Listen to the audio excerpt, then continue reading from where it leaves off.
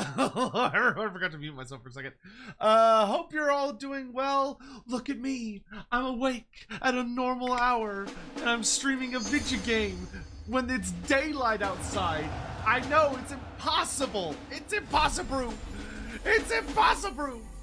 Hopefully everyone's doing well today. Lovely to see you all. I'm feeling good. I'm feeling good. Hey Ventus, would you DM me those so I know that I've seen the correct ones? I believe I'm mostly caught up on the AOS rumors. Tech 27 SS cheered. X100. Is this an Fishman clone of Sotek? God damn it, you figured me out. It's true. It's true. The gills are actually hidden under my beard. I know it's hard to believe. I know this piece of news is likely devastating to you all, but it is very true. Beneath this is indeed.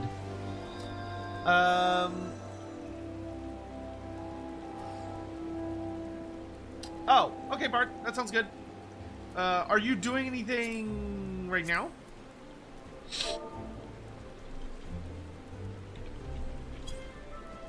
Oh, I can go pick up journal because it's Wednesday. But how's everybody doing? See how many times you yawn? Well, trying to reset my sleep schedule, so it'll probably be a lot. Yeah, so okay, I have to talk about this, right? I have to talk about this.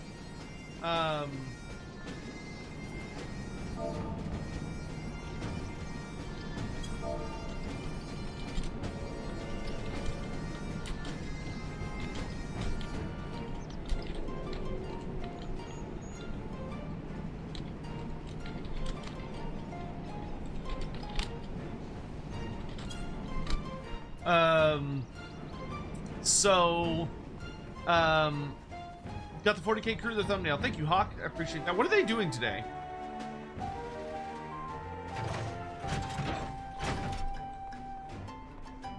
Ventus, thank you. So one of the build a hive fleet. Oh, that's fun. They'll have a good time with that.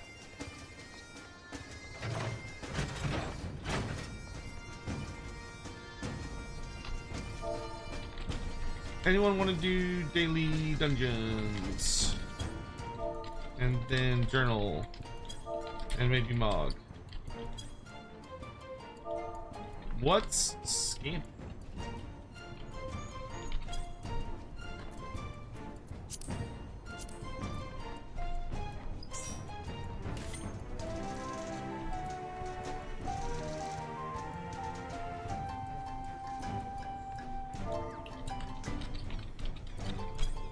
I need to get more food soon for my character. What's my favorite class in this game? Currently, it is my favorite so far. Probably Dragoon, but followed very closely by Dark Knight. Yeah. So one of the Darkest Panther. Thank you so much for the 34 months.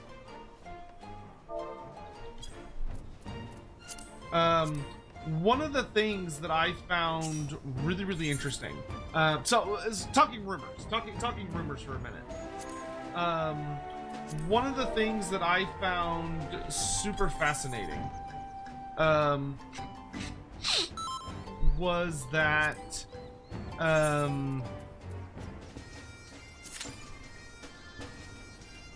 one of the things I found super fascinating was that when I was looking into the updated rumors, because for those that don't know, there's been a lot of rumors going around about Age of Sigmar 5th edition, in that it's going to be a pretty massive shakeup of the setting. Granted, these are rumors, so I'm going to do a video on it, because the last rumor video I did got tons of views, so it's like, well, okay, fuck, I guess I'll do that again. But updated. But Bull put out some new updates, and we also got some notes from like some other people in the rumor community which all seem to be roughly aligned. I know Valrak did another video on it today, which I watched earlier this morning. But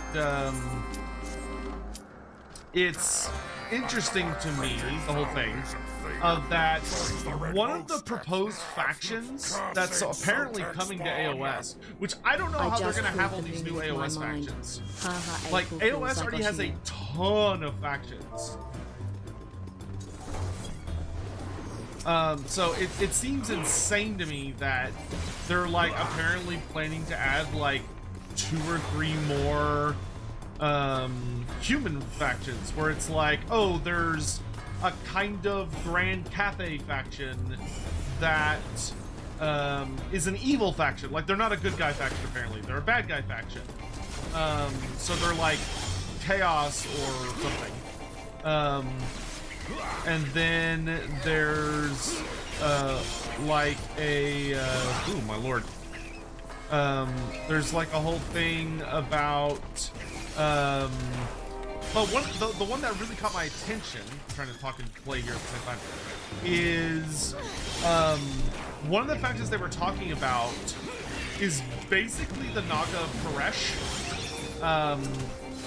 So they talked about a bad guy faction that worships a giant, like, snake god thing, which I would be interesting to me because I had heard rumors from sources that I trust very much that there was someone at GW that they were working on the Naga of Koresh.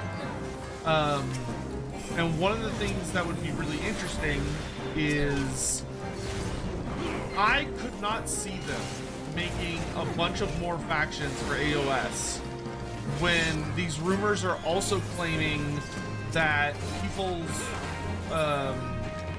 ranges are not going to get squatted. So they're like, oh no, you don't have to worry about squatting. You don't have to worry about, like, losing your favorite faction or anything. You're going to be able to use all your minis. And the current AOS range is huge. Like, it is an absolutely fucking massive range. And so the idea to me that they're like, oh yeah, you're going to be able to use everything, to me suggests that it's not, I'm not sure I necessarily believe the idea that these are pure AOS factions, and I'm starting to suspect that they are Warhammer Old World and AOS factions. Because one of them is apparently, like, basically Kislev. One of them is apparently basically the Naga of Koresh from Warhammer Fantasy. And then the last one is like Cathay but evil. Subrigo, thank you so much for the thank you so much for the Jesus Christ, my brain. Sup, thank you very much for the 52 months. I really appreciate that. You're a wonderful being. Thank you so much. I appreciate the support very deeply. What's Cathay but evil? Like a Chinese-themed faction, but they're not, like, on the same side as the Sigmarites. So either they're Chaos or they're like Dark Elves or who knows what. Granted, once again, these are all rumors. None of this is confirmed. This could all turn out to be total bullshit, or Games Workshop could end up going in a different direction. But some of the conversation about it has been like, well, what if they're going to go kind of the Horus Heresy route with it? Because one of the things we've started to see with the Horus Heresy is that Games Workshop is starting to be more open with allowing you to use Horus Heresy minis in 40k and vice versa. It's still not like 100% by any means, but like, you know, like the new Custodes update, when they updated the Adeptus Custodes for Horus Heresy, they were like, oh yeah, you can use all this in 40k, like whatever. Right? So a part of me is wondering if they're going to be doing something kind of similar, where they're gonna be allowing more overlap between the settings, between the studios, I should say. It's two different studios, because the AOS studio and the 40K studio are basically the exact same studio. Like, not they just are the same studio. And then you've got the Horus Heresy and the Old World studio, which used to be Forge World, but is now called something else.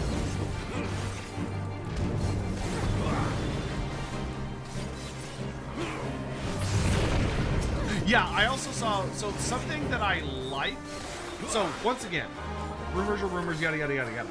I'm gonna say that every little once in a while. But one of the things that Moogle put out that's really interesting is this idea that, so they gave us a lot more, if you believe them, details about like the lore and about how the Age of Sigmar, the Last World, is gonna come about. And basically what it boils down to is like Asir gets invaded and that there is a big conflict, so there's like a big fight between Sigmar and Archaon. But they don't actually show us what happens. So like originally the rumors were like, oh, Sigmar just dies and Archaon kills him, the end. Well, apparently, according to some of the rumor mongering, what actually happens is in the 5th edition core book, there is a series of pages with like art and all this other stuff that shows off that Sigmar might be dead, and that the forces of chaos believe that Archaon killed Sigmar after he created the Last World. But apparently there is a considerable amount of evidence. Oh, the game's a little loud? Okay. I'll turn it down now. I'll turn that down a bit. Thank you. Apparently there is a considerable amount of evidence that Sigmar is alive. And like Sigmar was not killed by Archaon, and that the two of them do fight and they do have like some kind of confrontation, but either Sigmar escapes or he vaguely beats Archaon or he does something to the point that Archaon has fled to like the north of the world and is basically like hiding. So the whole thing's a bit of an interesting mess still. I still don't think that overall it's a good idea. I feel like this is gonna do a lot more damage to Age of Sigmar than help, because it very much feels like it feels like the studio wants Age of Sigmar to just be more successful, even though it already is a very successful property. And they're trying to get more people that play 40K and Old World into playing AOS, which I feel like is a bit silly, especially nowadays. Like, I feel like the economy, globally, the economy is just getting worse and worse and worse at the moment. And, like, hopefully things will get better, but, like, things are getting more difficult in the vast majority of the world. And a lot of luxury hobbies, like things like GW, are probably going to start to see like lowering success. Maybe not, but I'd be shocked if they don't. Anywho, so there's a lot going on right now. But let's see. Yeah, the Stormcast Eternal thing was interesting. Personally, I don't think I like it. I prefer the Stormcast Eternals as they are, where they are immortal, but their immortality comes at a deep, horrible price. The suggestion by the leaks is very weird to me, because it makes the Stormcast literally into Space Marines, which I think is really weird. Like the idea that the idea that like, oh, when a Stormcast dies, it's able to like, they like their mortal remains or their armor essence or whatever the fuck it is able to be like given to a mortal who then becomes them, basically. Like, isn't that literally just what a gene seed is for a space marine?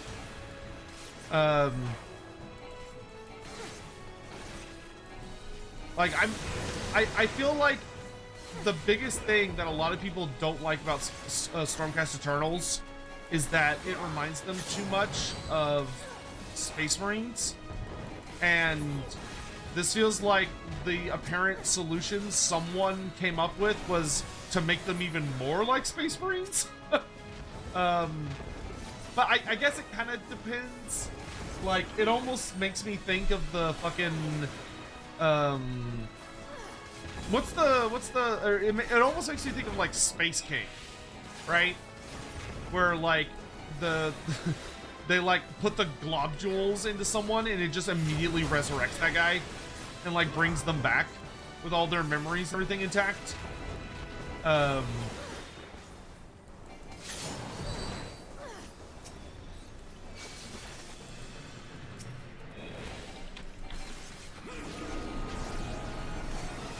I don't like, maybe I could be wrong and it'll be cooler in reality, but I feel like in its current the current proposal has me kind of like, I don't know about that. Nope. Gotta do your commendations.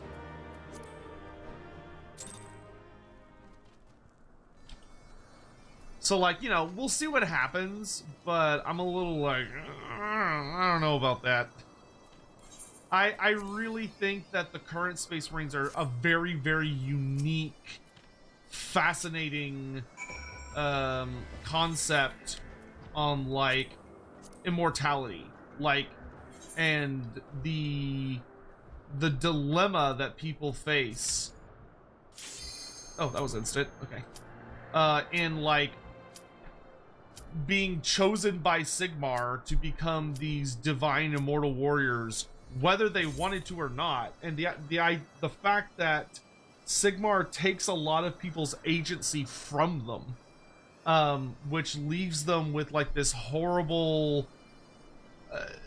this deep inner conflict of like they're fighting the good fight and they're doing the right thing if you're like anti-chaos, but the price they pay is so high. It's so high. Freudian slip, what did I say?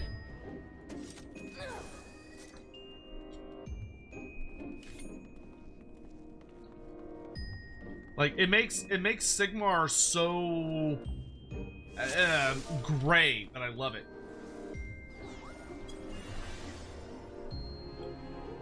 Also, hip hoppopotamus, how you doing, man? Good to see you. Warrington Crescent, hello. Calcifer 303. Dream Templar 21, hello. Razor Dragon Tail, good to see you. Castrated, of course. Super Ego, hello. Dorothy's Manservant, Hawk Oddly, Parth, I always appreciate Alex helping out. Oh, I said Space Marine? Yeah, well, you know what I meant.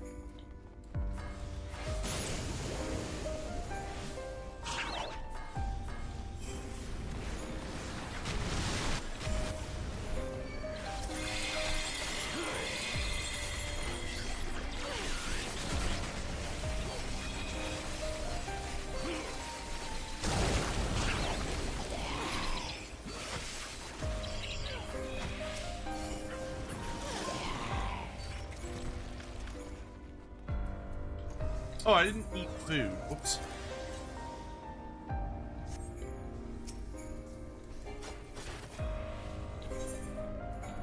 There. I have eaten sauté.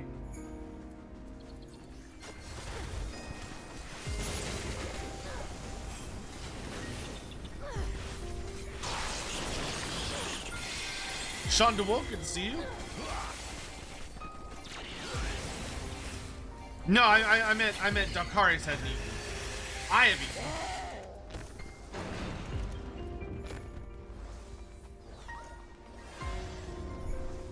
So I should probably eat more soonish.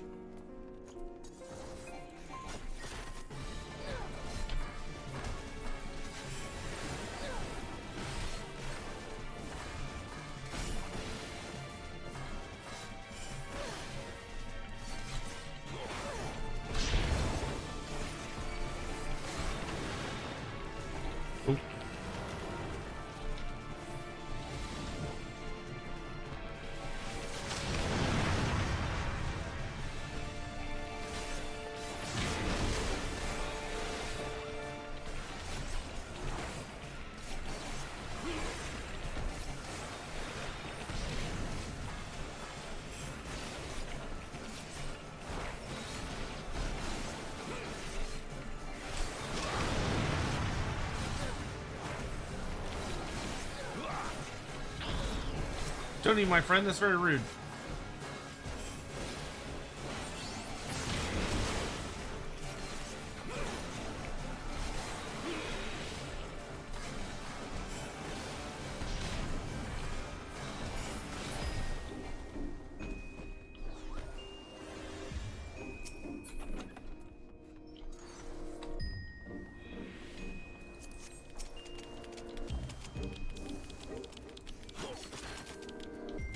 It would be funny if Cetra randomly came back.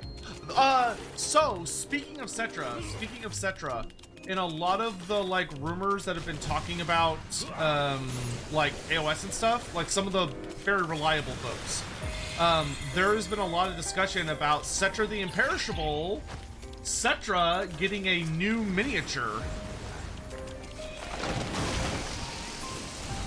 which I pray to God is true.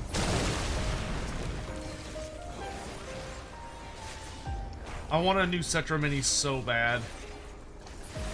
I would genuinely start collecting Tomb Kings if Cetra got a new mini.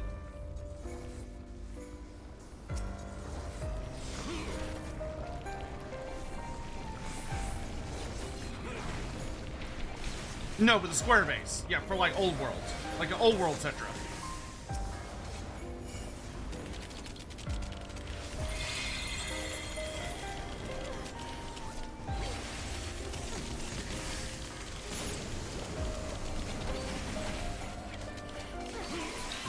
There's also Godstone, which is cool concept. I mean, Godstone, I don't find that interesting.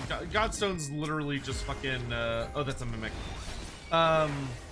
Godstone is just, like, a Zerite. It's like a crappier version of, like,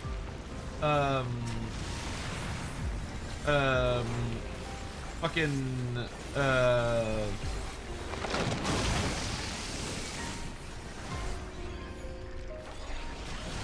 it is literally just a shittier version of Grumrill and everything like associated with Grumrill and like other sky metals that we already have in fantasy. It's not an original idea in my opinion, which makes it not that interesting to me. I feel like it's something that's already been done to death and back. And like we already have tons and tons of different realm stones in Warhammer Fantasy. Most notably, things like, so the equivalent to that would be like, I think they're called glimmer shards, which in Age of Sigmar are from the city of Excelsis.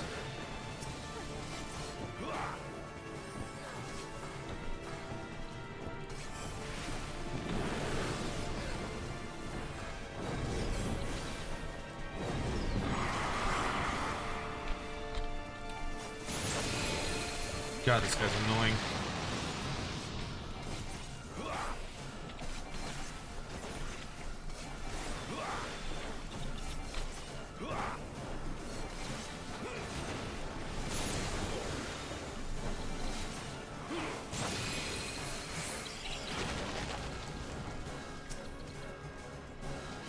Oh, that was weird. Okay.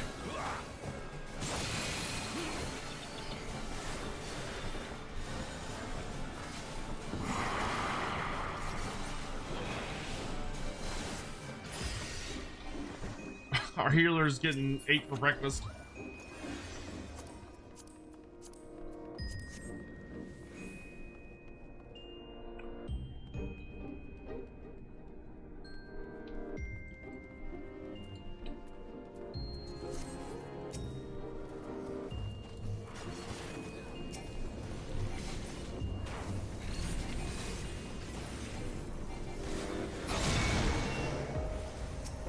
Gonna break all these here stones.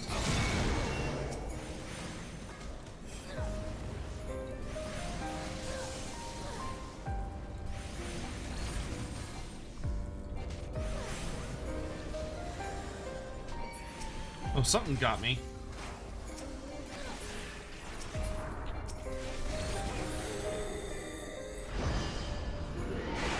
It's been a long time since I've done this dungeon.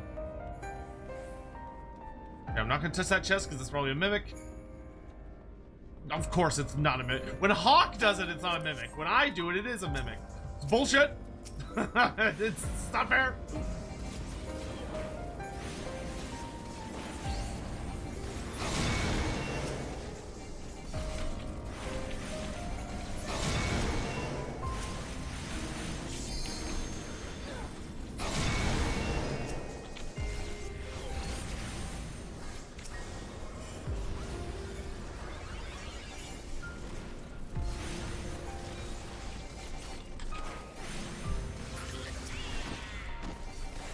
How could they showing up at the AOS work with the old world? I don't think it's actually Cathay. I think it's literally just a Chinese-inspired faction, because it seems to be based on a different dynasty than Grand Cathay mostly is.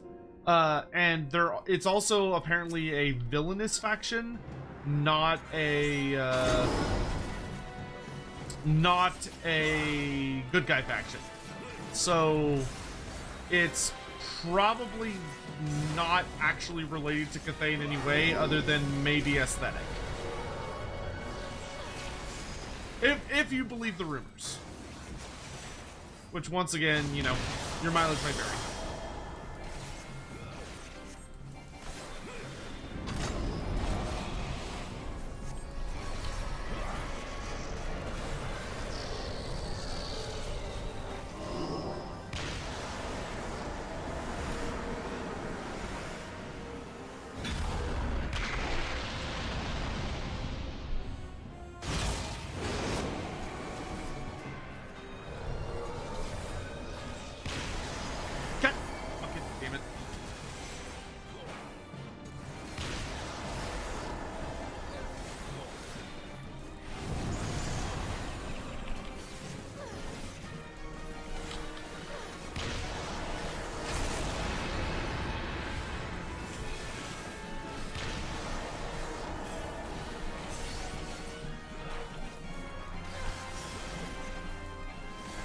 Yeah, I think we have to go to that gate when he starts casting.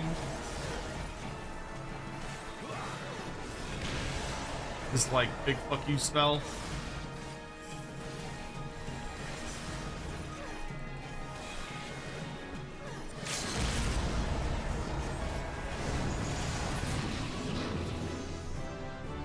Get limit bricked, idiot.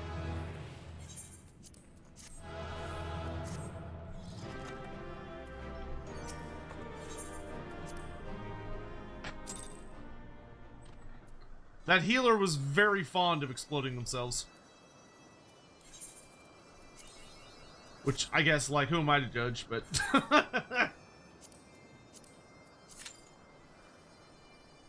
Okay. I might have enough time to get this quest done. Where am I even going with this thing? Sunwa Saba, I think. Swamba. Oh, that's a long way down.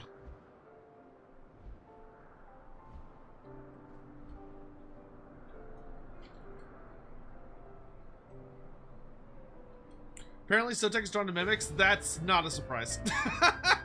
It's not a surprise at all. I would definitely be the kind of person to get killed by a mimic. That's very true.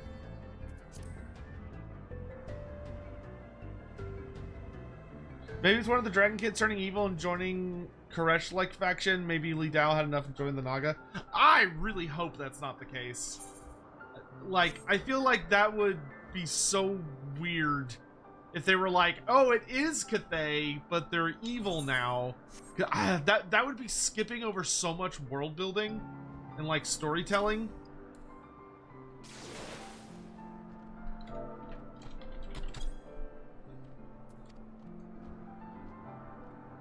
I'm so happy the Mog event has started. I'm gonna go ham on this Mog event. No! I'm gonna do this quest first. Wait, I'll be right there. Give me just a second.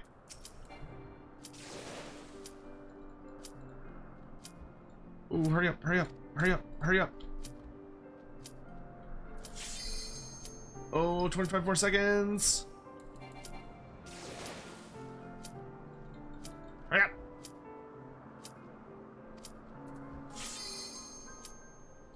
Okay, there we go.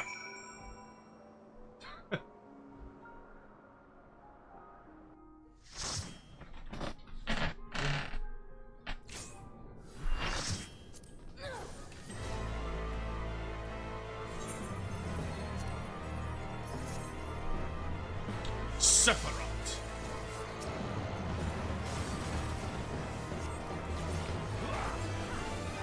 Do you think people who wear hats are more evil?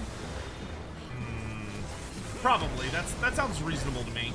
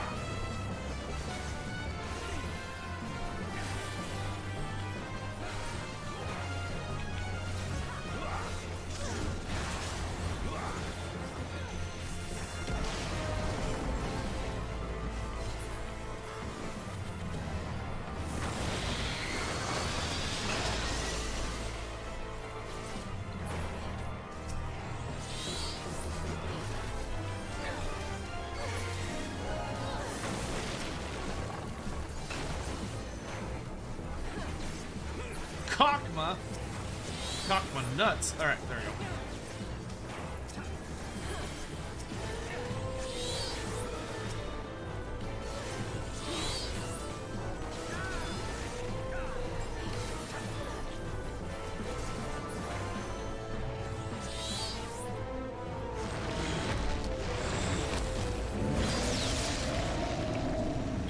All right, big boy time.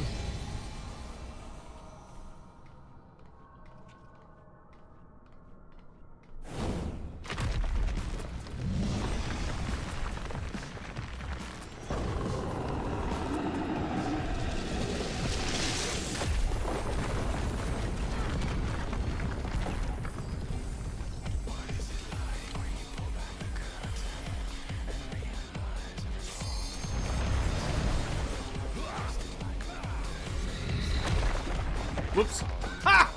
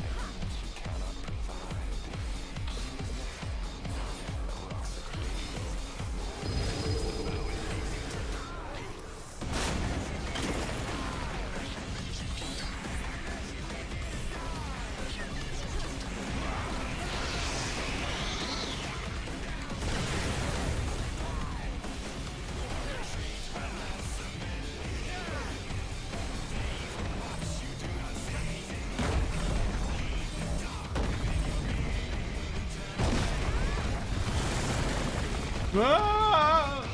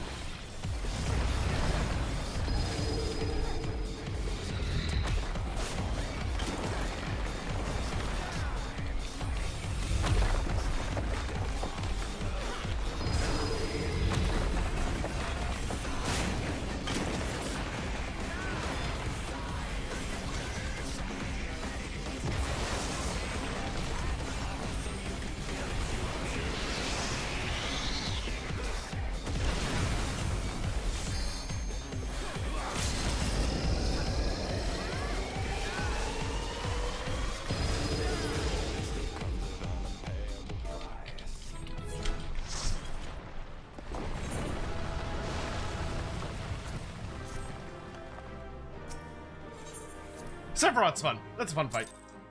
I may have got slapped on, I may have got backhanded off the stage there, but...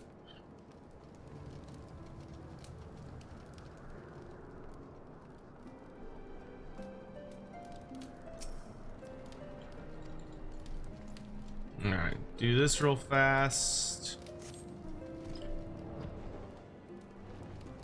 How's everybody's day been, though? Hopefully everyone's doing alright and having an okay April Fools.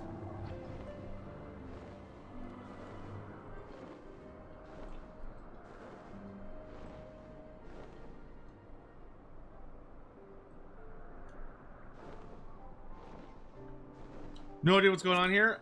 We were fighting a big angry tree god. It's okay though, he's dead now. For the moment.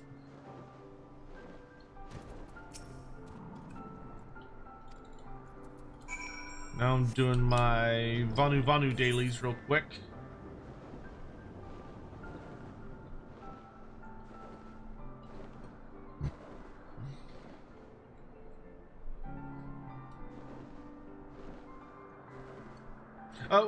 What's with the music? So the fun, all the bosses, all the primals. So all the primal bosses, which are like the big gods, they have a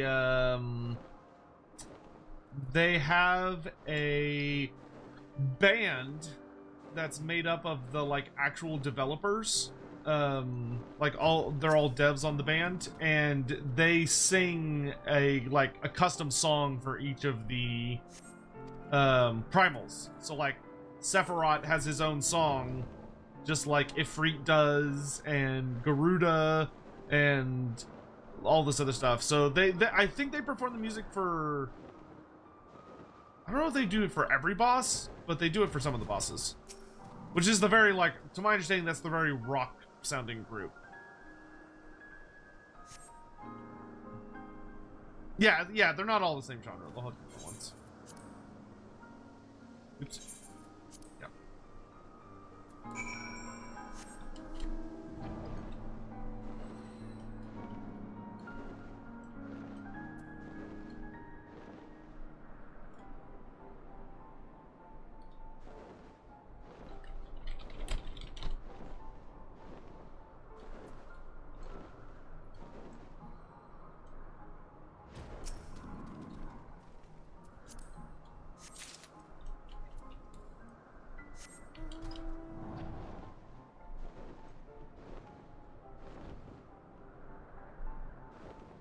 But I do hope you're all taking care and having an okay week so far. Almost halfway through for those who measure such things.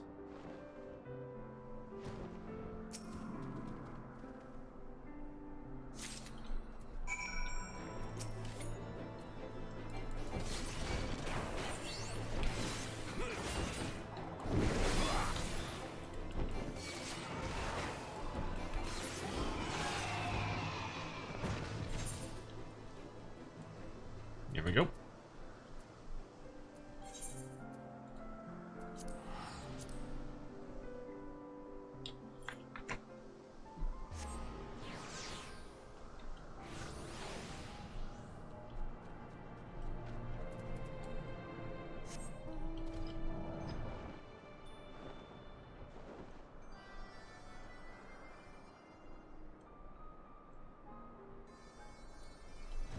Right, turn these all in.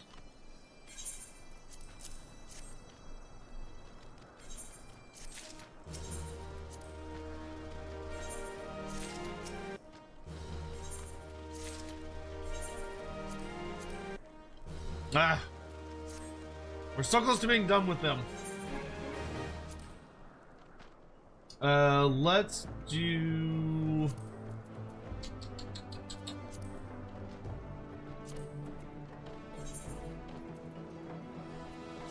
Yeah, we can go ahead and,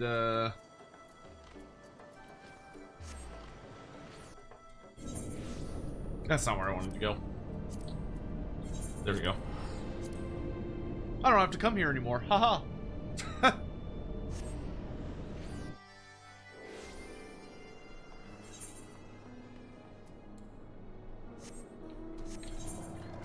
We're gonna reach the second to last stage of the Moogles here in just a little bit. That's exciting. So we'll do one Moogle quest, which will get us to the thing. Hey, Ape the Wolf, how are you doing? Have I slapped a Moogle today? Oh, man, if we're lucky, we'll get We'll get one. We'll get one. Holy shit, that's far away. All right.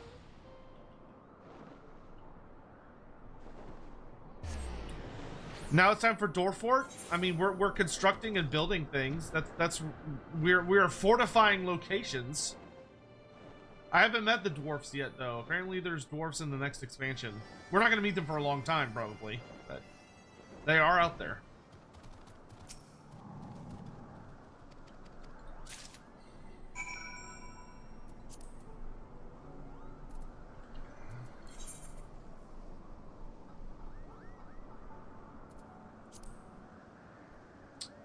So if we do Arm of the Sun, we get a lot of things.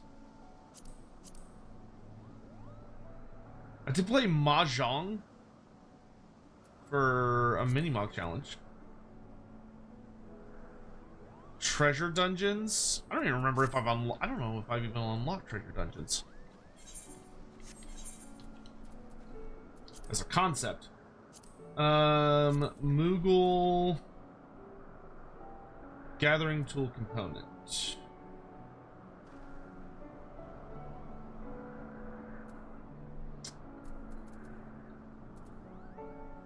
There it is.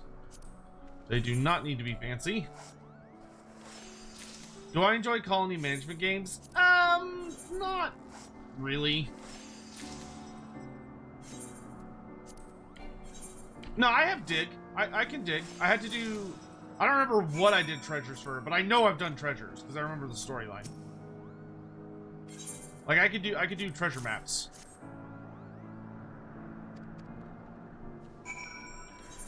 I don't remember a treasure dungeon, but I do remember treasure maps. But yeah, I know how to dig.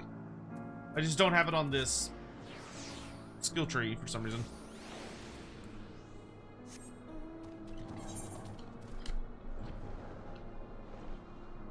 People can pull you into them. Oh, okay, cool.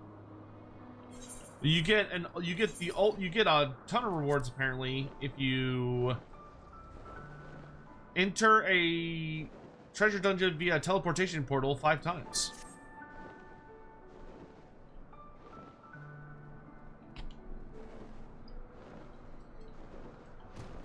Have I read the Callard of Garamond trilogy? Yes, I have. It's a good one. All right. Moogle story quest time. Let's go. Well, this will give me a Moogle dance emote. That's fun.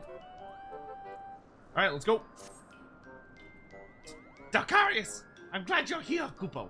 There's a matter I've been meaning to discuss with everyone since Gillenbursty's departure, and now is as good a time as any.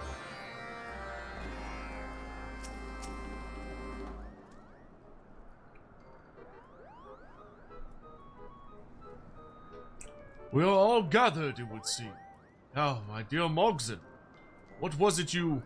Oh, I see you have summoned Old D as well. Mogson, I was just admiring our craftsmanship. An accomplishment to be proud of, certainly. Now, what was it you wanted?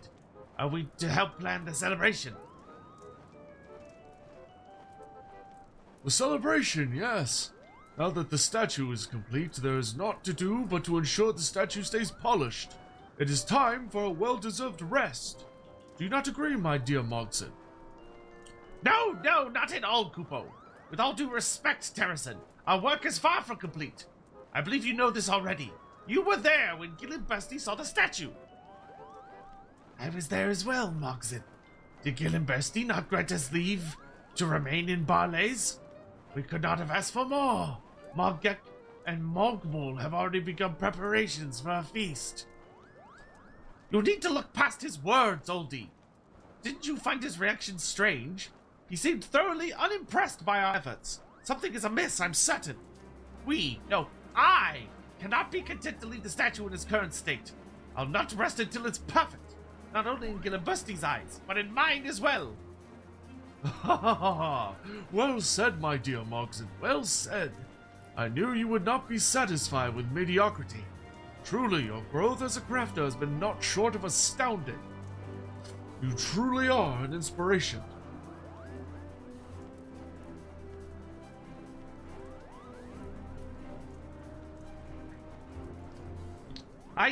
I don't know what to say, Kupo.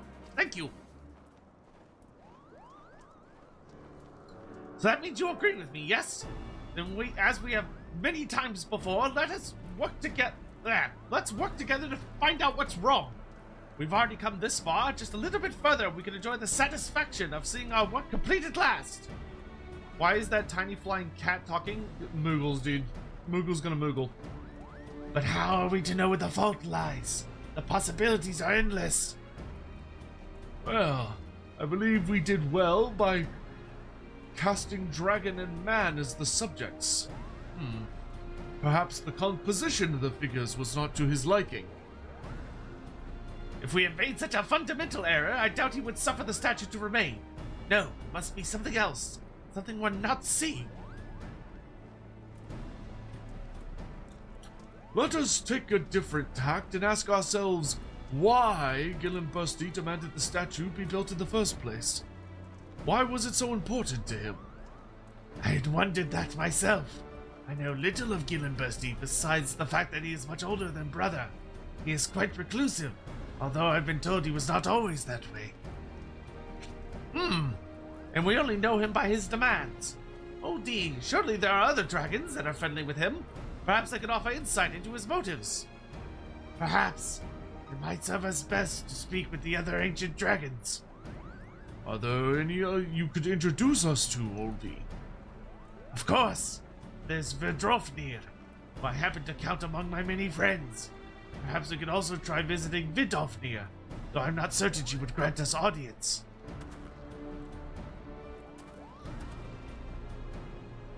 You are friends with Vidofnir?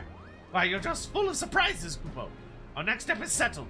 Akarius, allow me to accompany you to the surface and speak with Vidofnir. Master Terrason, Old D, visit Vidrofnir and find out if he knows anything about Gillenbursty. Let us be back here to share our findings. Until then. Yeah, the Callard of Garamond trilogy is, like, excellent. I think it's one of the best Bretonnian sets.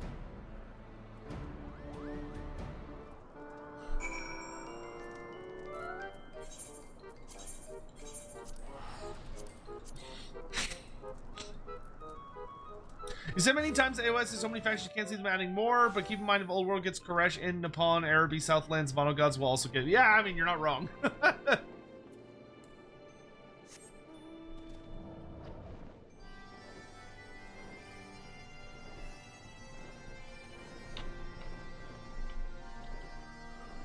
It's Mommy Dragon!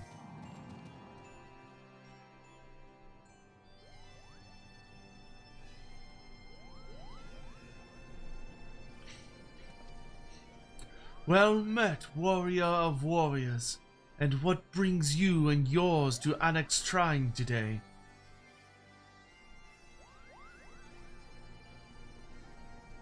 Gillenbursty.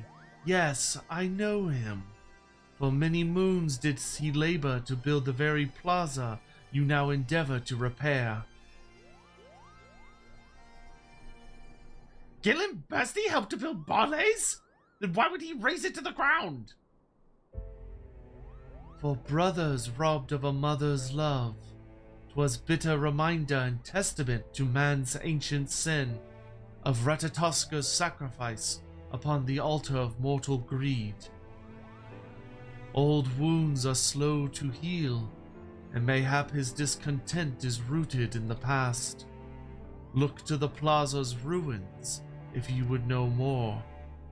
But all that's left of the old Barlays are piles of... Wait, that's it, Kupo! Now, guys, we need to go back at once! There may be remains in the rubble we've cleared. Perhaps they will provide the clue we seek. Dolphnia, you have my sincerest thanks for your counsel.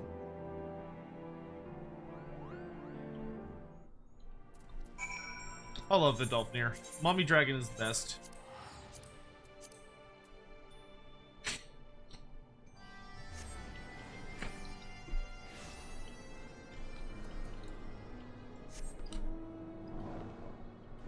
How about the Age of Sigmar end times?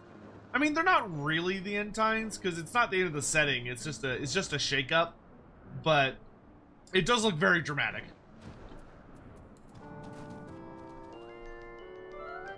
I must curse you. You and Andy Law have cursed me to start to go mad with the need to play Wolfrup with no one to play with. Grim Harbinger, if you look on our Discord server, the Lorebeard server, you very well might be able to find someone to play with online. And notably, if that doesn't work, you could always join the Ratcatchers Guild Discord server, where you'll definitely find someone to play with.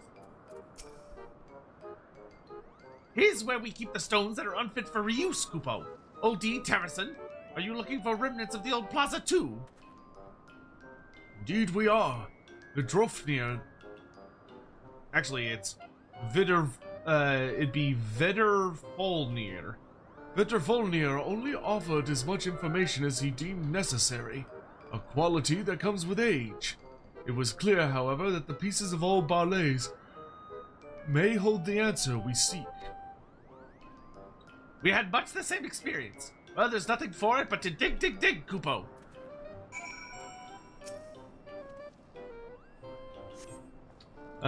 Dig through the rubble and find nothing of use. Found something of interest. Found something of interest. Any luck? I found nothing but old rocks, Kupo. Mysterious fragments. A stone fragment amongst the rubble, found amongst the rubble of Barlays. The worn lettering may have once formed a message, but it's impossible to tell with this fragment alone.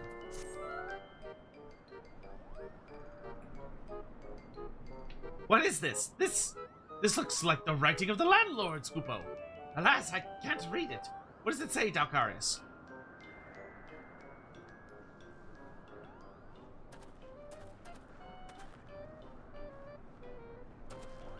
How fares your search? We found aught that might be of use. Terrison, look! Dalkarius found these fragments engraved with what looks to be the script of the landlords. Brilliant. Let me have a look. Old D and I found several similar fragments, but for the life of me I cannot make out their meaning. Perhaps they are but small pieces of a larger whole. Hey, All's Dust, what's up? Let us see. Like this? Or like this? The elements have not been kind to these stones. I can scarce tell if the letters are upside down or right side up. Stop fooling around! What does it say? What does it say? Do not rush me, old D. I must focus. Here, I think I have it. Unity and brotherhood, now and forevermore. Malincha de Fauchon, Moogle, Gillimbursty. A man, a Moogle, and a dragon. Doubtless they were the architects of this place. You mean more than 1,000 years ago? There lived a Moogle crafter just like Mogson? It appears the plazas of past and present have more in common than we thought. So, it was this tablet which was truly important to Gillimbursty. Indeed. To him, the statue was more than a monument to friendship and peace. It was a monument to his friendships as well. And so we shall make it our duty to restore this tablet. Come on, it's time to put chisels to stone.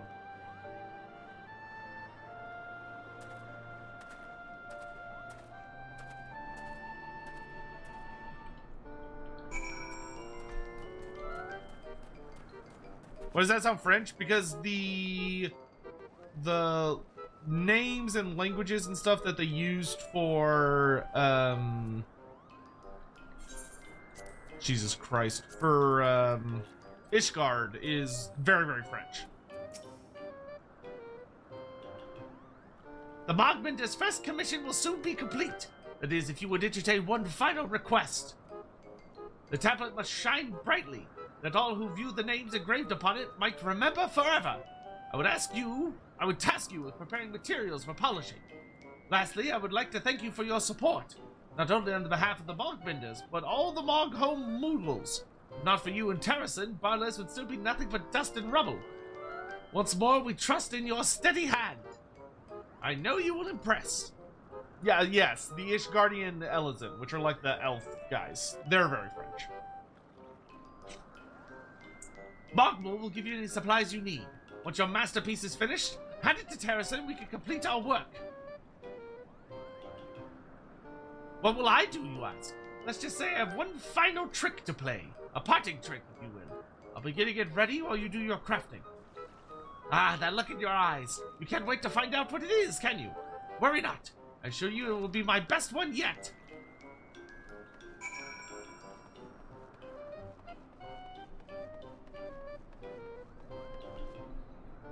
Can't wait for Bashiva? Me too, fam. Me too. Mogzin's been by and told me to expect you, Kupo. Take everything you want. Alright, I need to make a tablet supplies, which is the final story step, and it needs to be super fancy. Well, that was easy. Alright.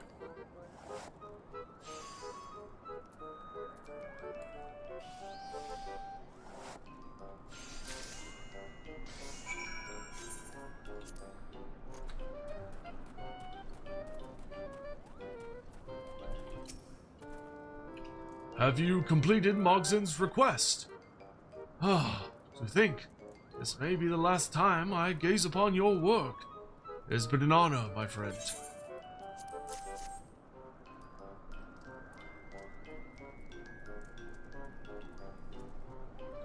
I must say, the quality of your craftsmanship has always been reliable. Come, let us call the Mogmenders. At last, Gillenbursty will acknowledge the depth of our skill.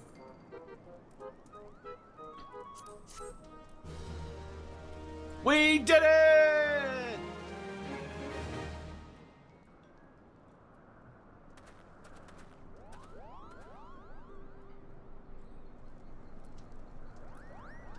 Preparations for our trick are complete, Kupo. All we have left to do now is attach the tablet.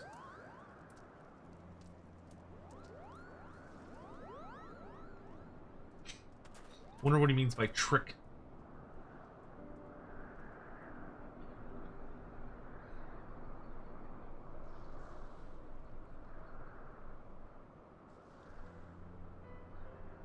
Look at that. It looks so fancy.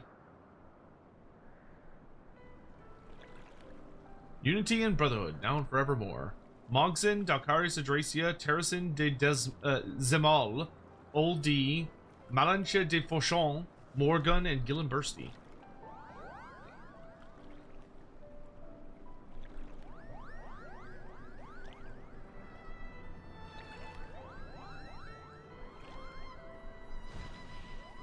Here he comes.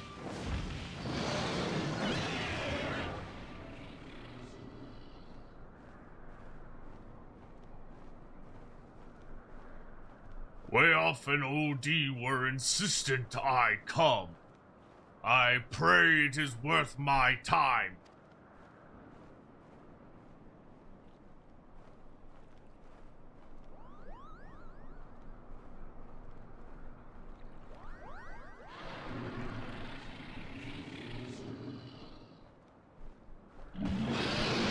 Ha ha ha!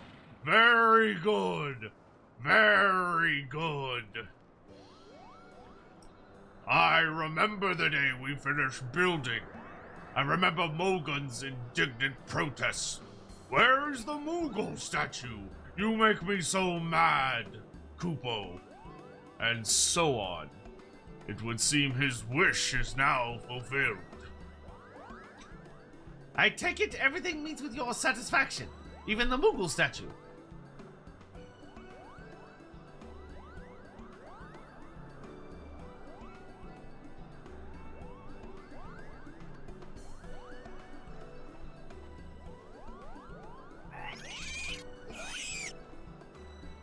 Oldie's so cute. It does.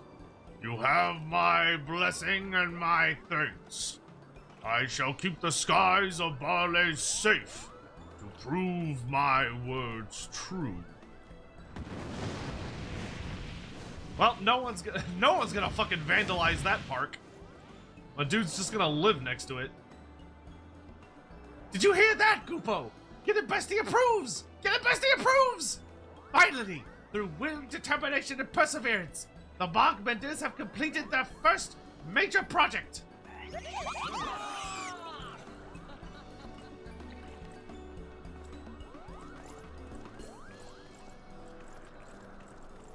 All right.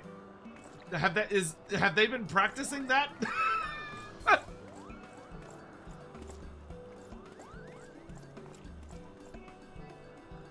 When did the Ish Guardians learn that? The Moogles taught them? Mario 2 movie today, I've been hearing not so great things, which makes me sad. I loved the first one. You've achieved sworn reputation with the Mogbenders. And you've learned the Moogle dance. Top Mog. Nice. Okay, I've got to see the Moogle dance.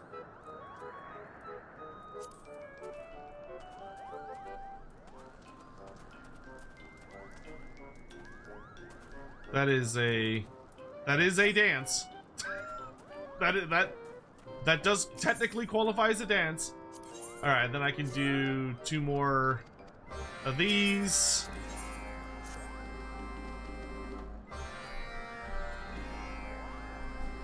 Oh, and I can also talk to you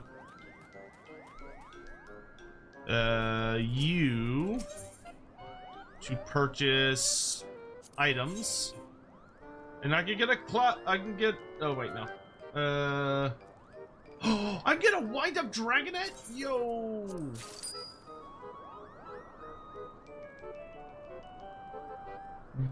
Yes, and then I want Cloud Malleable Seeds, I think.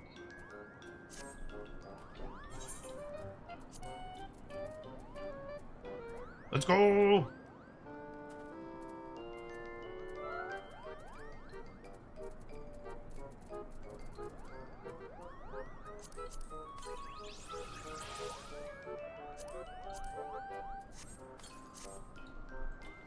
Hooray!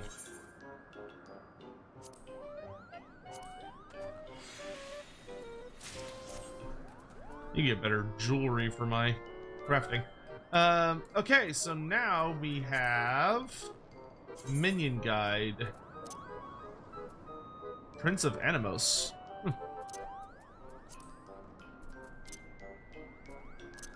Wind up Dragonet. It's a little oldie. It's so cute. It's so cute. I'll have that out for a little bit today before I'll bring Midgard Stormer back out, but we'll keep that out for a little bit. And then we have the Puff Cloud at long last. Delightful.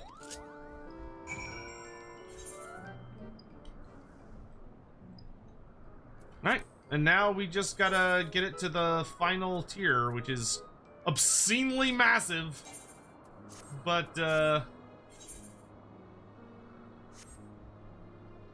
we've pretty much finished the story. Puff the Magic Dragon, indeed. That's why we're about to go puff some seeds all over these little bastards here.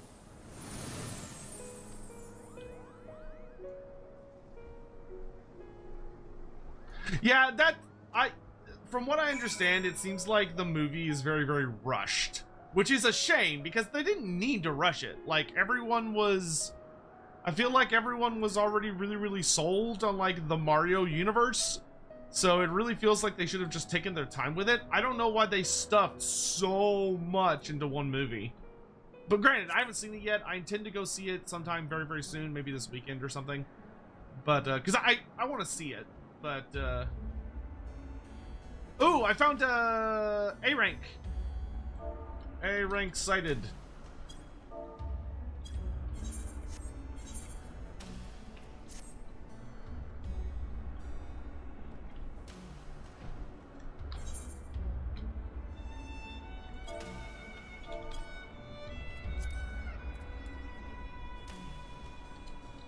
Oh wait, I gotta go. Hold on, let me go finish this quest real fast.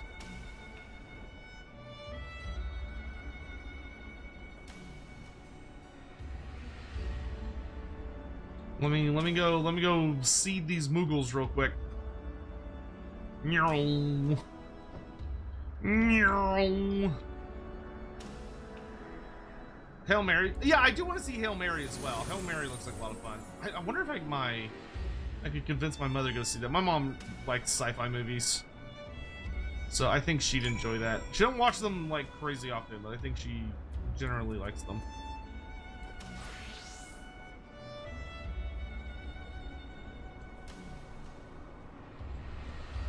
I'm a bit confused with the old world's lores of magic. Are the winds of magic not something that exists, or wizards capable? Okay, so all this does. The TLD. So the answer to the question is that the winds of magic do exist, but what you see in the setting is that humanity does not understand how the winds of magic really work, per se. Like, they're not educated on it.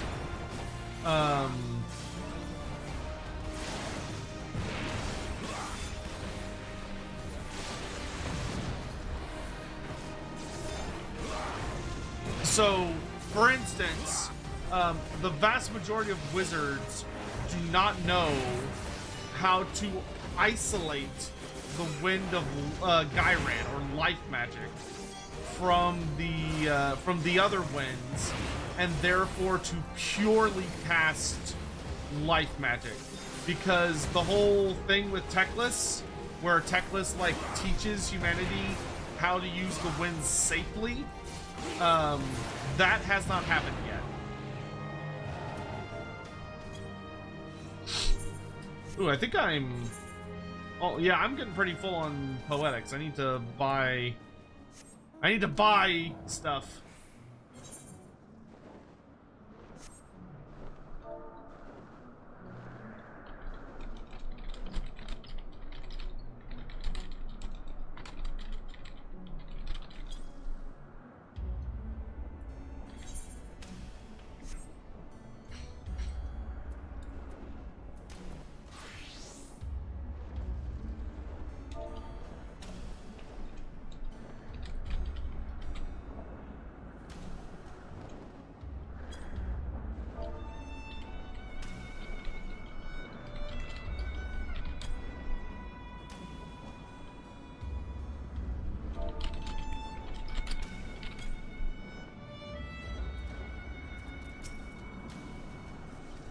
Wasn't Teclis lying? Teclis wasn't lying as much as he wasn't he was probably not telling the full truth.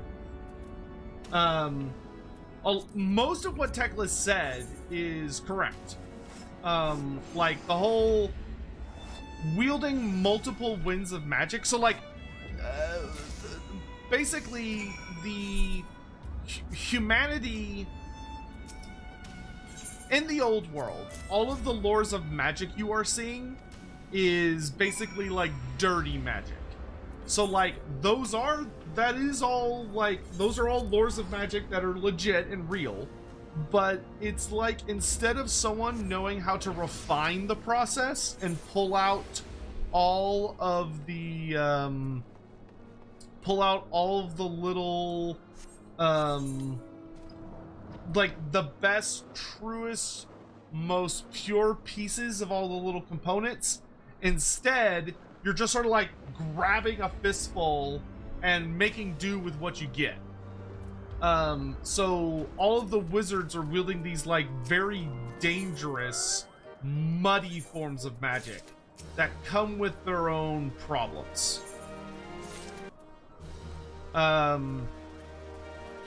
What Teclis wants to teach humanity is that Teclis believes, and to an extent rightly so, Teclis believes that the vast majority of humanity should not try to wield more than one wind of magic, because that overly exposes them to the risk of corruption.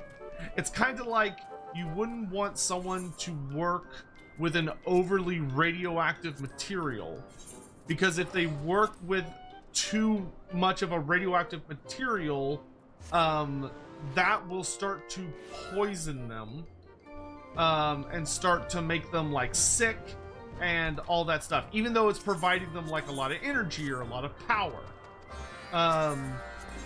And so what Tekla says is, okay, humanity cannot be trusted with their short lives and their natural inclination to fall for corruption. They can't be trusted with mastering all the winds of magic, because they just don't live long enough, and they're too easy to corrupt. I accept your offering for Mulder Clan. Now, in the times of the old world, humanity's just kind of doing its own thing, so everyone's just kind of figuring magic out. Question. So if Hope it unleashed all its monsters, including the ones on the bottom layer, what race would be able to So hopefully that survive makes if they sense. invaded? Low BTW. Simplers. What is this? Trinket components. Okay.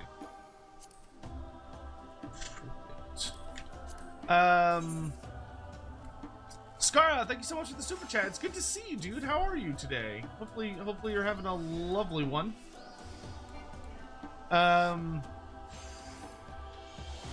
Doesn't Tekla's lore indicate that humans can handle it fine? Kinda. It could be that the Celestial Dragon Emperor has a better understanding of humanity's relationship with magic than the elves do. And it also could be that he is more willing to risk those humans, or that he believes that he has such good control over them that the risk is worth it. I will note that you are correct that the Astromancers, or the Grand Astromancers, being capable of wielding high magic despite not being dragon-blooded, that does suggest, that the elves are wrong. That humanity is actually quite capable of wielding multiple winds of magic and like working their way up to high magic. And this is actually supported within the setting itself, where Volans ends up being like the most powerful wizard that the Empire has during this age. So the age of the old world.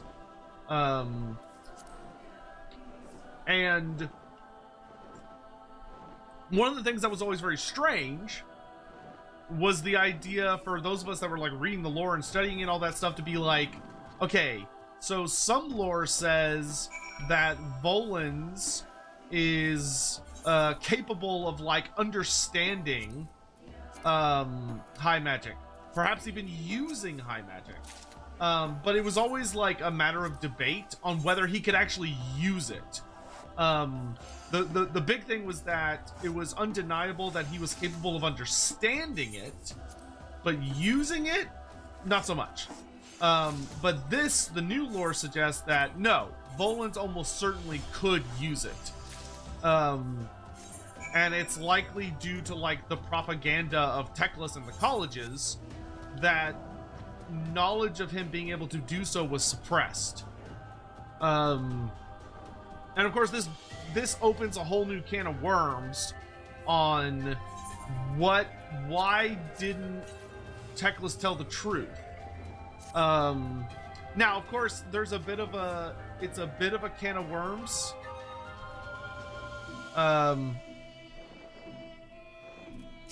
Is that an A rank? Or is that just like a random mob?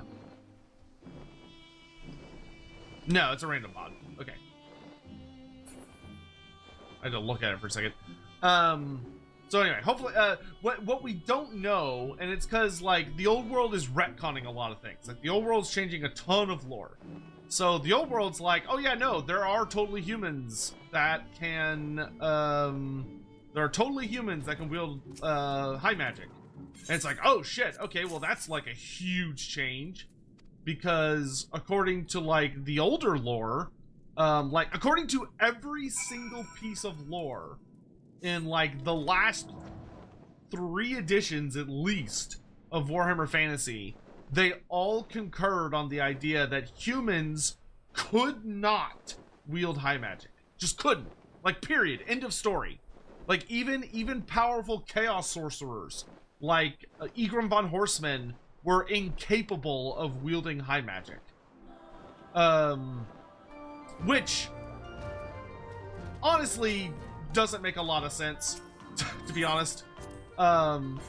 High magic being so exclusive, I always felt was a little meh. I think the idea that humanity is capable of wielding high magic, but it's like very, very difficult and dangerous and requires a deep understanding of humanity, and also probably requires a very controlling fist around humanity's neck. Because, like, I'm sure if Teclis really, really wanted to, he could babysit humanity and would be capable of teaching them high magic, potentially. But I would guess that the cost of doing so would be extreme, and that it would require a lot of babysitting from him, a lot of micromanaging, and a lot of there would probably be a lot of inherent risk involved, and he would also probably have to, in many ways, dominate those humans, and make it where they are incapable of oh, can I do these quests as ninja? Oh my god, I can? Hell yeah, let's go. Could do more quests as ninja.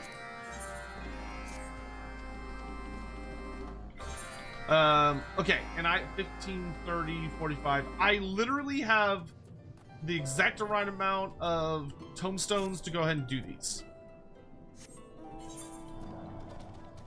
Oh, this is so nice. I can do so much shit as ninja now. Skara, to answer your super chat, by the way, thank you very much.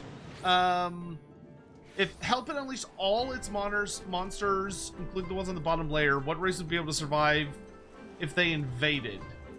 Love your work, by the way. Well, thank you. That's very kind. I don't...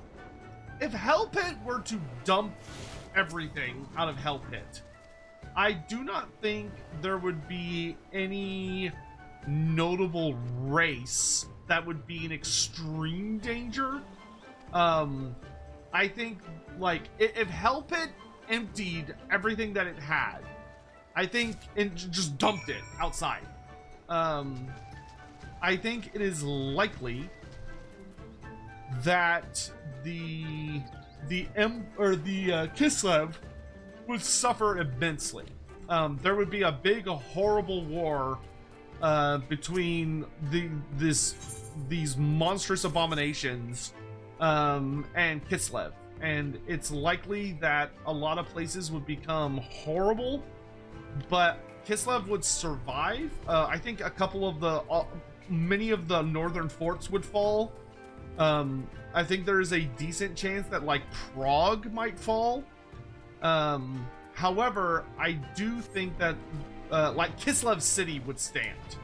I think Kislev City would be able to survive the onslaught of Hell Pit. But it's kind of one of those things where like Hell Pit also would like completely lose control of all of their beasties. Like they would be so fucked. They would not be able to control them at all. You know, it would be the equivalent of like, it'd be the ultimate Hail Mary play.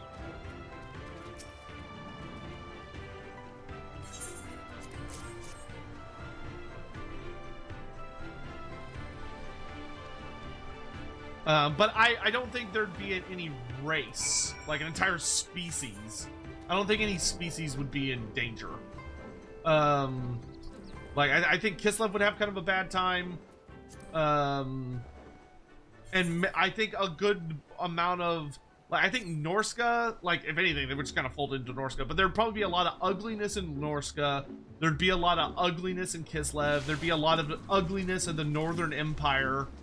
But I think in the grand scheme of things, it would be like a really bad year. And there would be many monster hunters drawn to the area.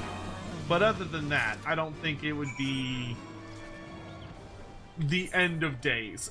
But that's not to say that it wouldn't be capable of being the end of days. It's that the problem with, like, dumping out Hell Pit is that it's so it would be such a disorganized mass of flesh and limbs and tentacles and tails and, like, all this other nonsense. It'd be so goddamn messy that I don't think its impact would be severely lessened, because no one would be capable of controlling it or directing it. It would just be like a blah, blah, blah, blah, all over the place. Can Chaos Wizards wield high magic? Yes, they can. You don't ever see it because they tend to prefer forms of dark magic. But high magic, you have to remember, there is nothing inherently, like, good about high magic. High magic is incredibly powerful, but it requires a lot of finesse. And it's more about Itomaki. Boo. I fucking hate that when it's like, oh, you're mounted, you can't do it. Itomaki.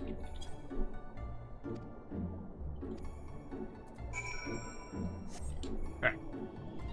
But anyway, so but as long as you know how to control the winds precisely, and you're able to bring the winds basically into a perfect form of harmony with themselves, you are more than capable of using high magic. Now, you might not choose to use high magic for various reasons, but you could.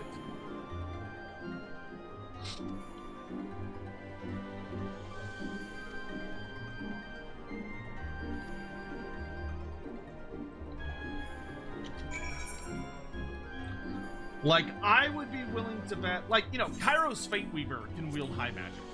The Blue Scribes are capable of firing off high magic. I would be willing to bet all gajoodles of money that there have been vampires that have existed in the world that can wield high magic. And there have been Chaos Lords that can wield high magic.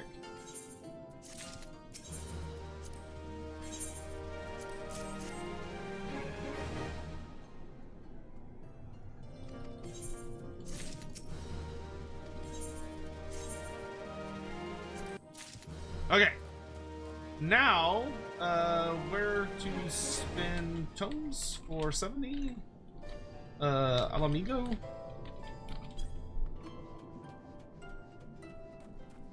Do you think Nagash tried to? No, I don't think Nagash ever tried to wield high magic. Because Nagash never bothered wielding... Oh yeah, or Kugane, that's a good point. I guess I'll try Kugane first. I don't think Nagash ever would have bothered to try to wield the lores of magic that were not well known in his homeland. Because Nagash was more of a...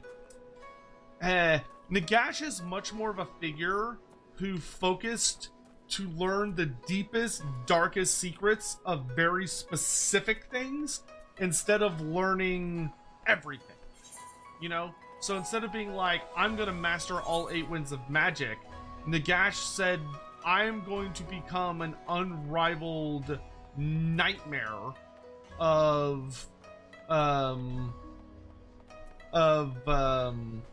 death and light. And I'm going to use the lores of death and the lore of light along with all of the lore of Nehekara, and I'm going to create something new and awful and horrible, also by mixing in dark magic, which unleashes the nightmare that we know as the lore of Nagash, or the lore of Undeath, which will also come to be known as the lore of lore of vampires, which is like the distilled, it's the slightly janky version, but very powerful in its own right. Where can I... Oh, okay, they've got jewelry. Cool. Alright, so... let's go ahead and pick up... Well, I mean, I don't need 70 ninja gear, though, right? Wouldn't it be better for... Well, I mean, I'm gonna be leveling other shit. So, like, I guess I should pick up 70 ninja gear. I guess that's fine. Yeah, whatever, that's fine. Okay, so let's just get 70. Let's get a ring, a bracelet, and the choker. All right, and then with what I've got left over, I'm gonna go ahead and do the same. Can get 2 rings as well. Is my... Oh, level 60 and below. Yeah, you're right. Holy shit. Okay. We'll get 2 rings. Alright. And then I'm going to go ahead and start getting the stuff I need for Reaper and Dragoon as well.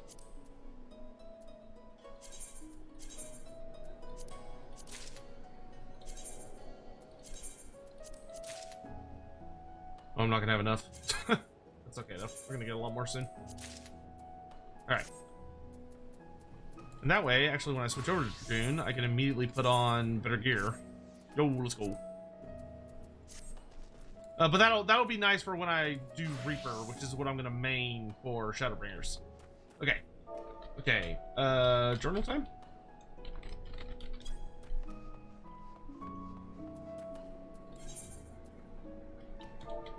Should we do some of these synced to get our Mog goodies instead of just spamming unsynced?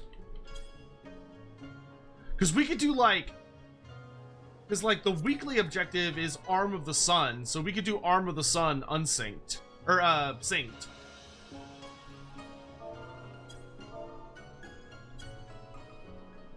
If it's even on Journal, which it might not be. No, it's Burden of the Father. Okay. Okay. I would like to do Arm of the Sun as well, at least for the weekly Mog.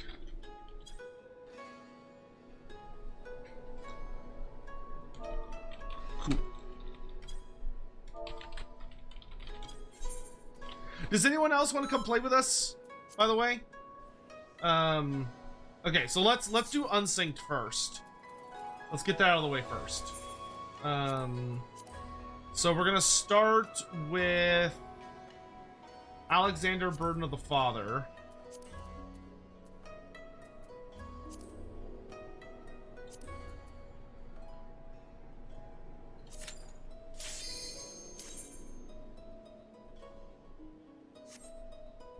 Maybe we should have done that one synced, because we would have gotten some Moogle stuff for it, but yeah, whatever, who cares.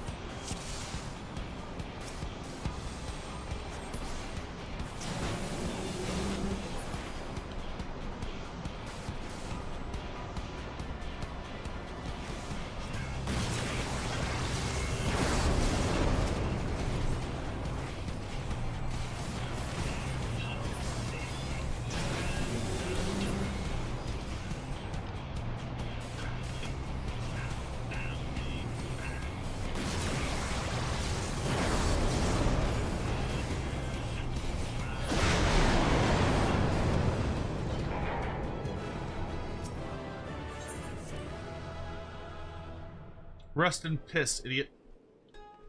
Alright. Oh, treasure dungeons. Okay. We got Bowl of Embers Extreme. Oh, we got Binding Coil 1. Binding Coil of Bahamut 1.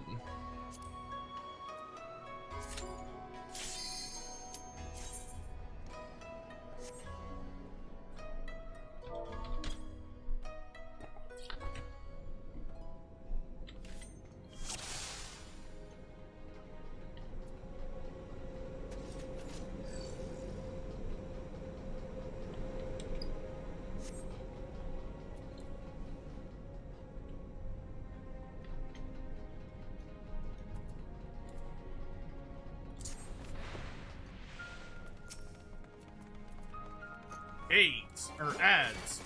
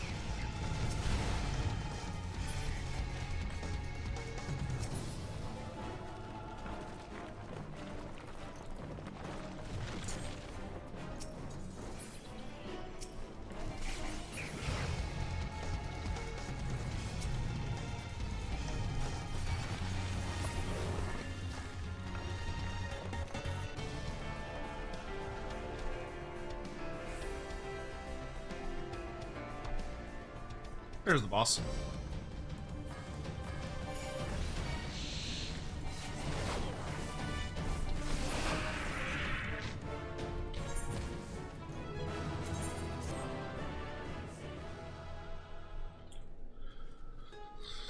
Beans. I think Hawk's still in there for a second. Okay, next is Trial of Embers Extreme, or Bowl of Embers.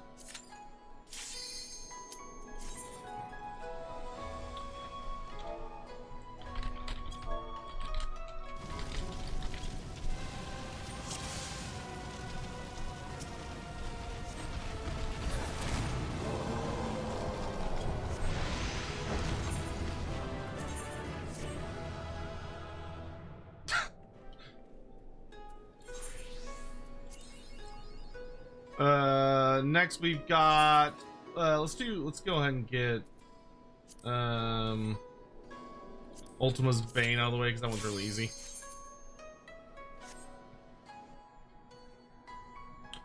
He-Man True trailer came out and Skeletor speaks. I saw the I saw a clip of it. His voice sounds fine. Like I wasn't like, oh, like it seemed like pretty straightforward. Next we've got Thorn March.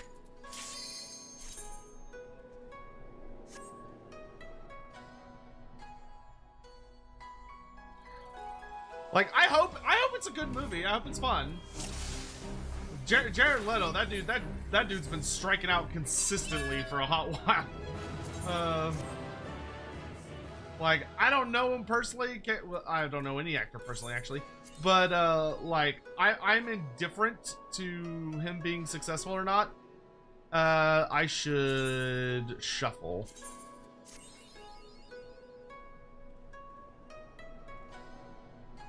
I should shuffle again.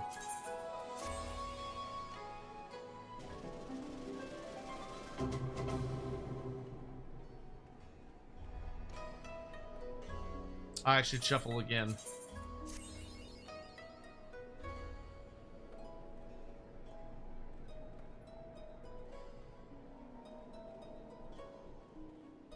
I should shuffle again. Eh. Not great, but it's better than nothing. Alright, we got Ankh Alpha.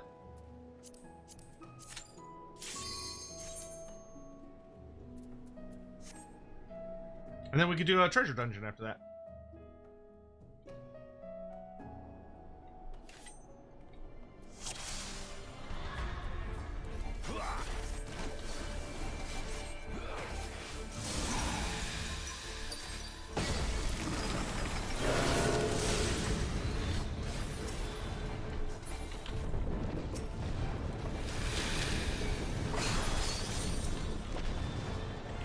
Ma'am, could you just die, please?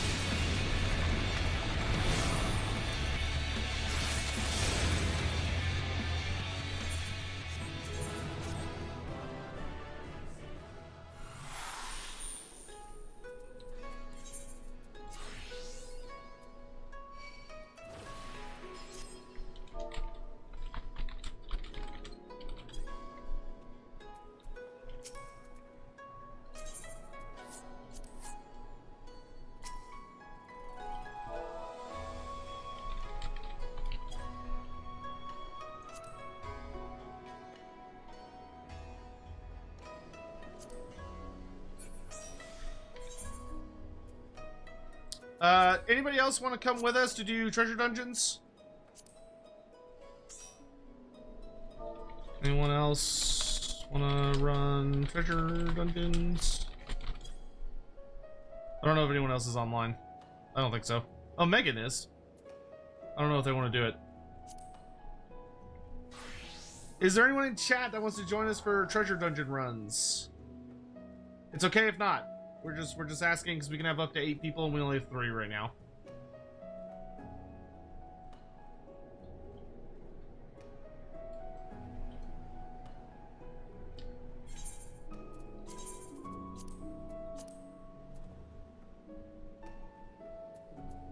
I don't even know how to... I don't even know where you find treasure dungeons.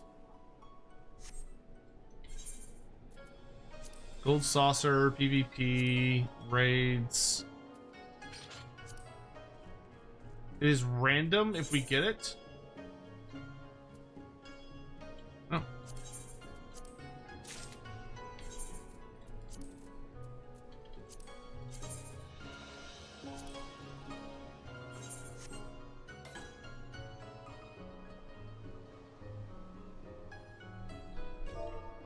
All right. The peaks. What the fuck is the peaks?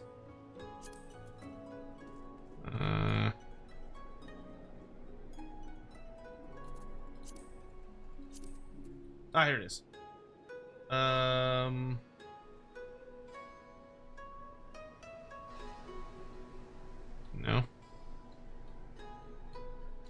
I haven't even explored all the peaks yet. I need to fix that. Where is that? So it's like a little...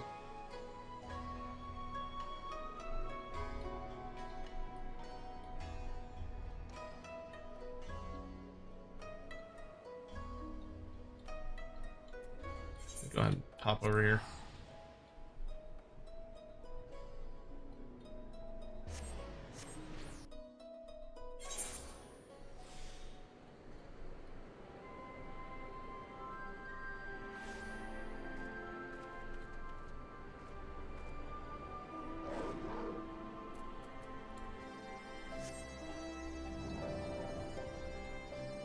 I'm gonna go explore this last part of the map. I haven't done that yet while I'm trying to suss out where this is.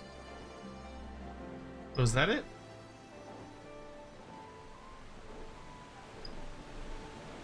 No. Oh, nicely done, Alex. Very impressive. Okay, I'm gonna go grab this little area I haven't ever seen before real fast, and then I'll meet y'all over there.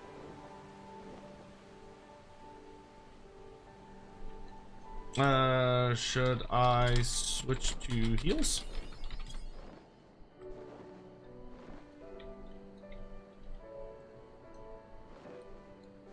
Up to you. I mean, my ninjas are not gonna be that helpful. So, feel like, level 70, right?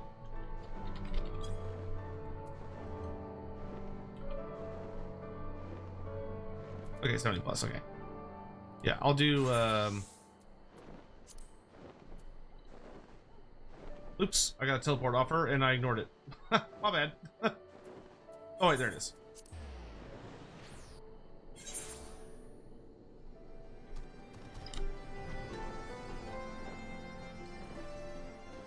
Yeah, that's fine. I'll run Scholar.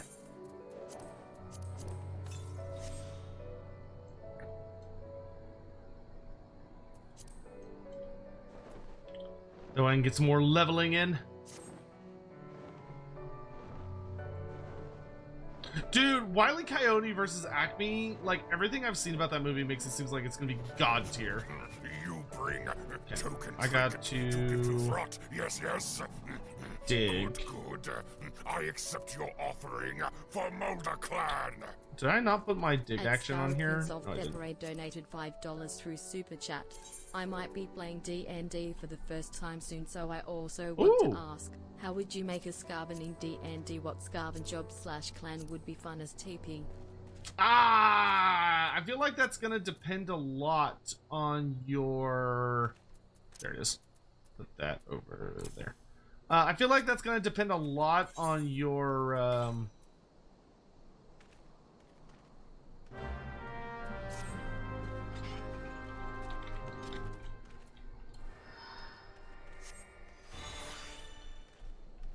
Your group comp. I feel like it would depend on your group.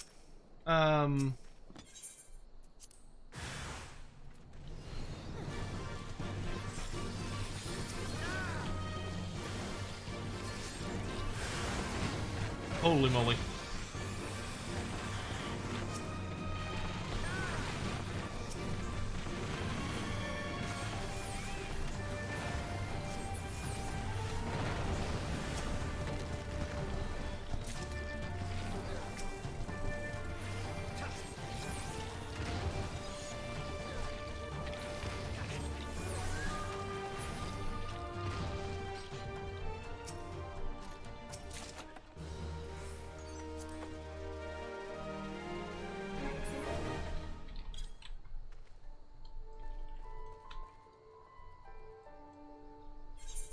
I can discard those? Okay. I don't even know what I picked up. What did I pick up?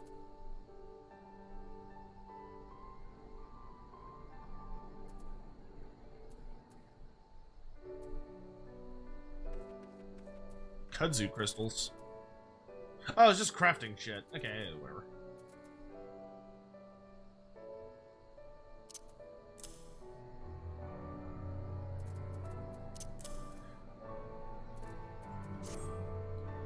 Then go in the old bank vault.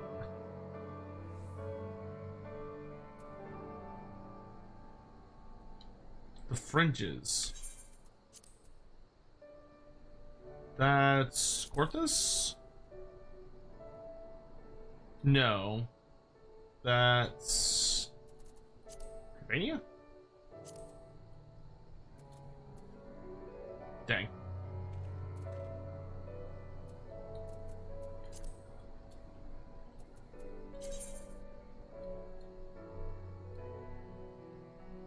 Oh, it's also Garovania. Okay.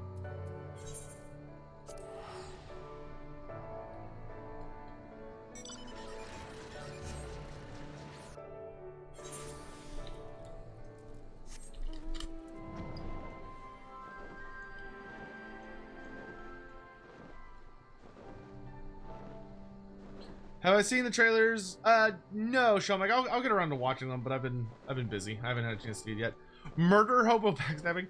I mean, I feel like if you were gonna do escaping D&D, it would depend so much on your group dynamics more than anything.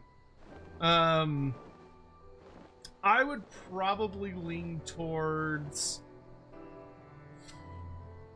I mean, if I was playing, I would probably play either a Warlock Engineer or a Packmaster. I feel like you could do some really fun things with those. There's a lot of really, really good options you could do there.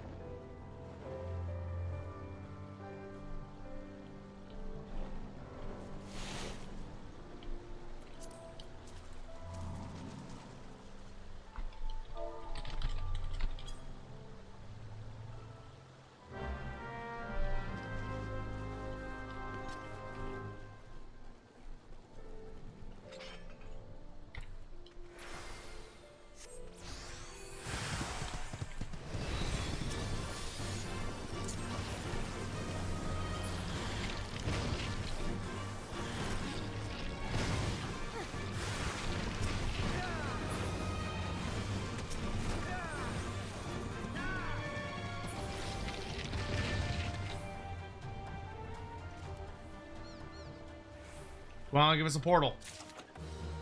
Yo, let's go!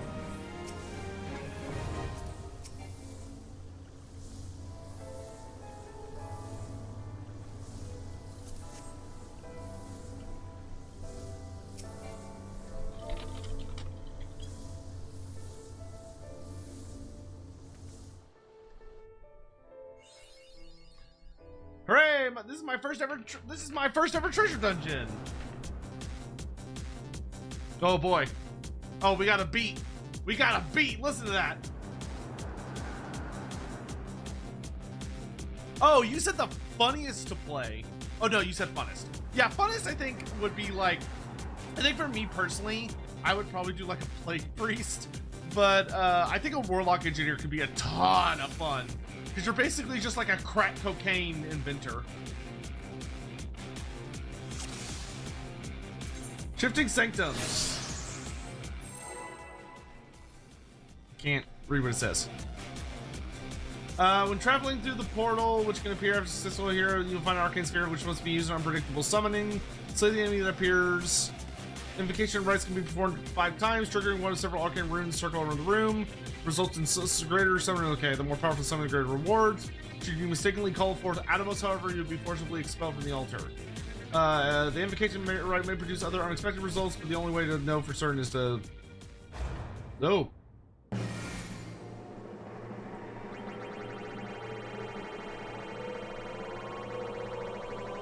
Okay, we don't want these ones. Oh! Nice! That looks good. That looks good.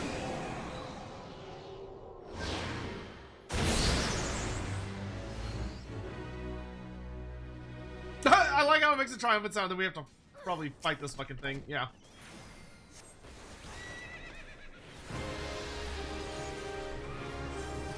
Well, that felt super random, but okay. Holy shit. Okay.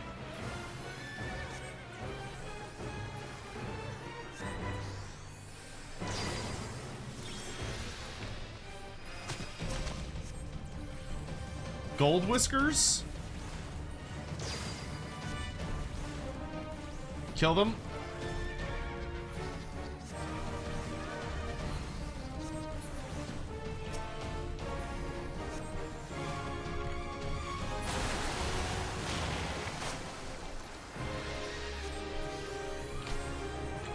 Get the sack. Cool. I don't understand what the fuck's happening, but all right. Whoa.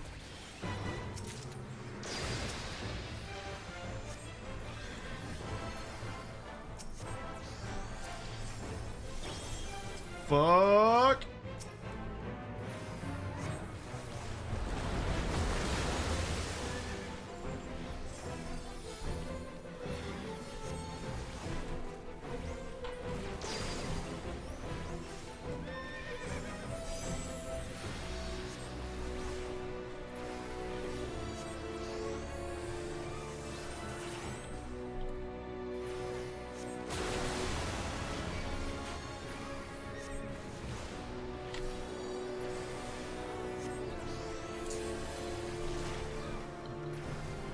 That's a very cool Kelpie. It's a little like scaly for my taste, but it is a pretty sick design.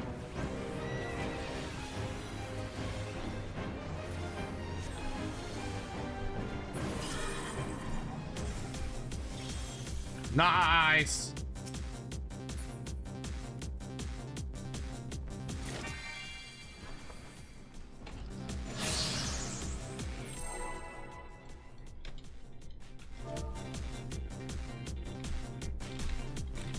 Gamba Gamba. Let it ride.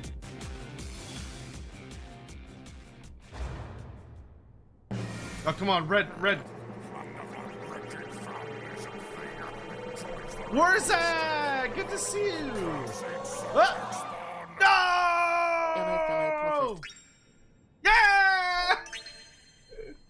What? What was that bullshit last little change there? That was so funny. It definitely moved an extra bit. I felt like we got like a pity roll on that.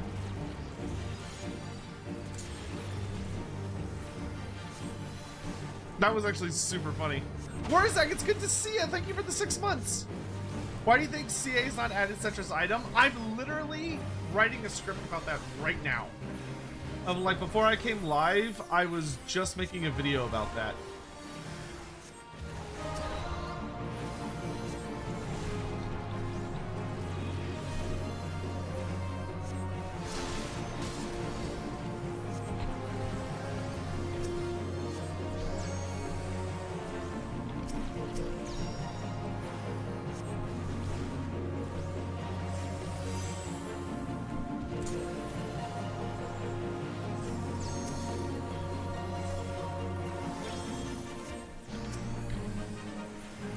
Why do these summons have so much fucking health?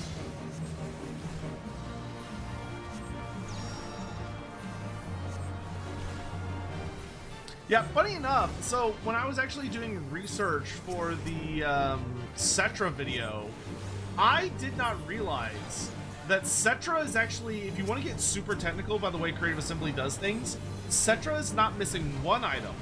Cetra is missing 2 items.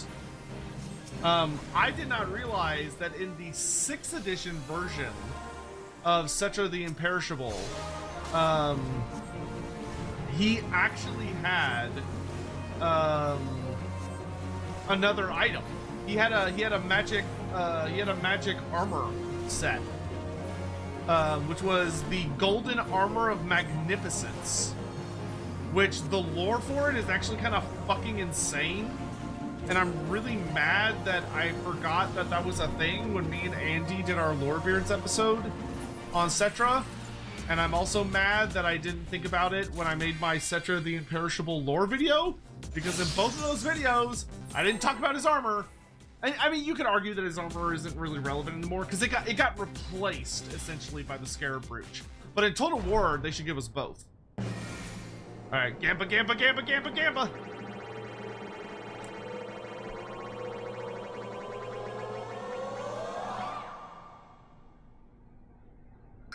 No! Yeah! That's so funny. Oh, it's Fenrir.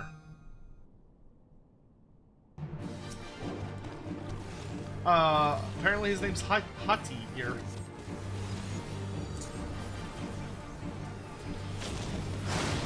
Holy boy, okay.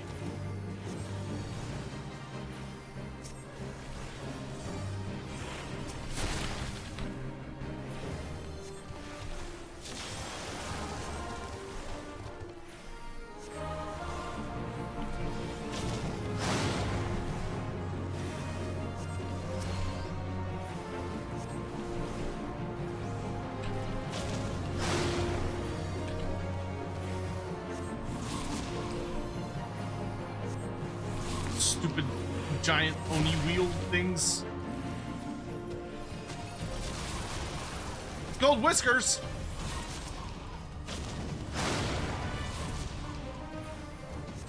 Give us free shit!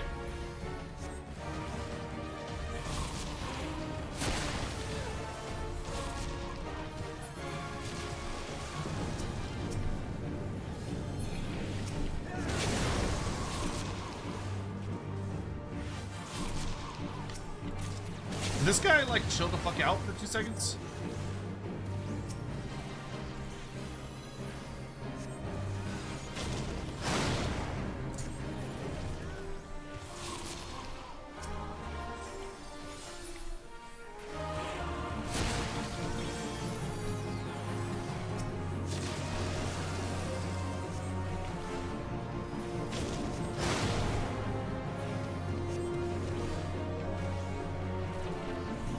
What would I consider the funnest clan to play in Game D&D? Oh, Clan Pestilence.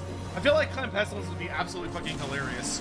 Because you're just like this disgusting, diseased degenerate who could actually probably be very, very good at like healing and stuff, but you're like absolutely religiously obsessed with disease, which would be super funny.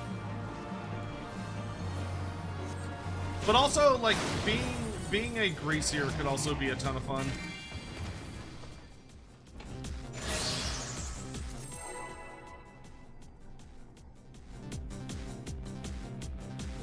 Do we get to roll again?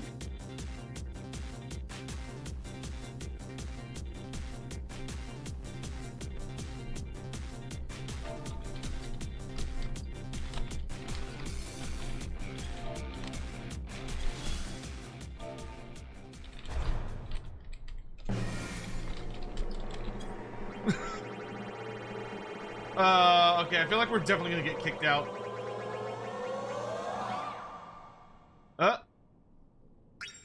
Oh. Oh.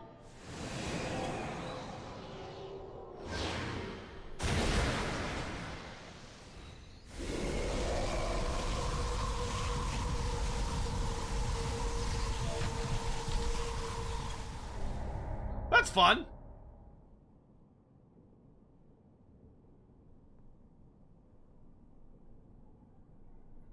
So, take a meta question. Why do you think Tomb Kings are so skeletal despite being based on the Egyptians who mummified all classes of citizens?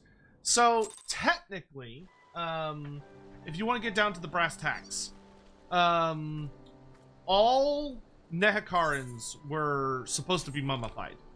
They are all mummified. However, they receive different levels of mummification.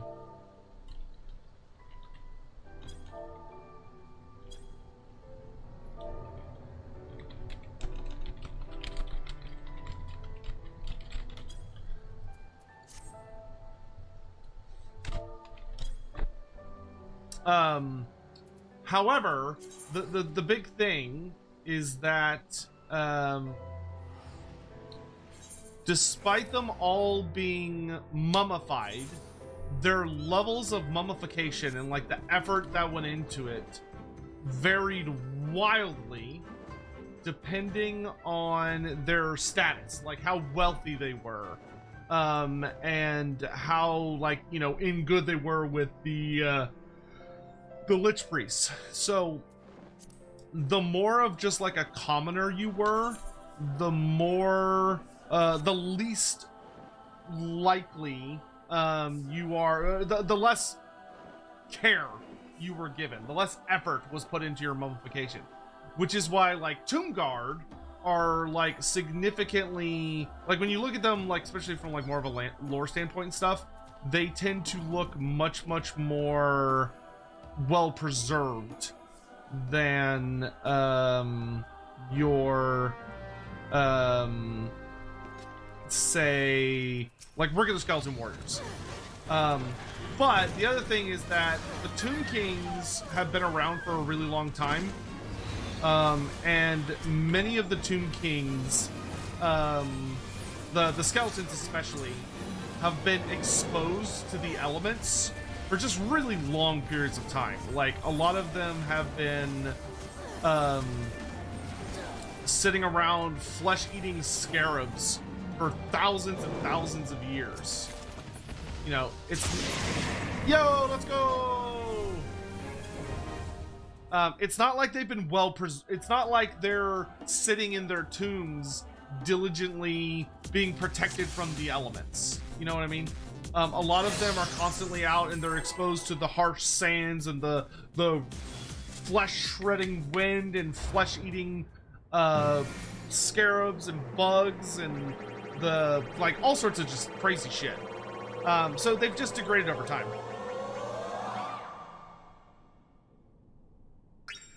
Oh, yay! Yo, let's go!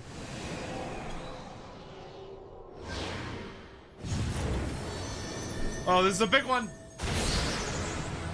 Da da da da da! Elder summon! Uh-oh. This looks dangerous. Alter Mandragora.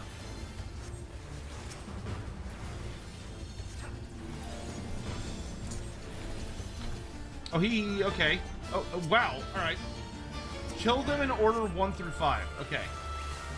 I will look for instructions.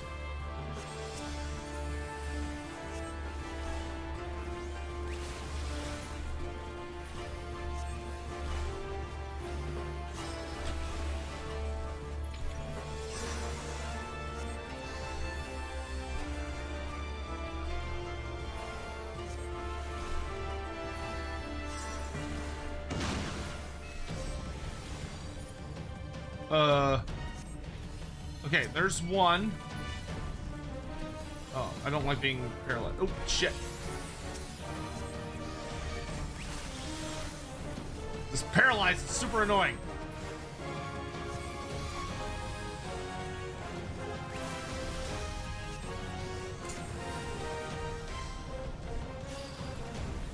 Okay, 2 is dead.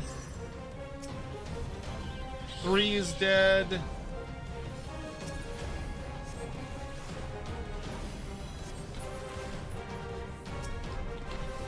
4 is dead. 5 is dead. Oh, cool.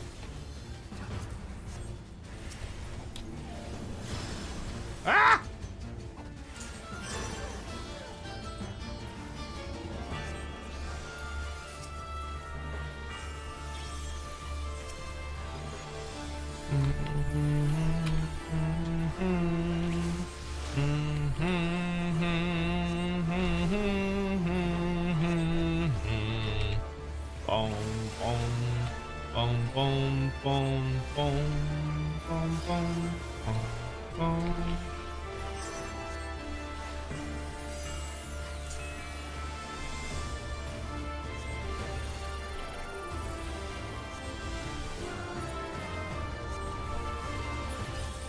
Yay! We did it! Treasure obtained!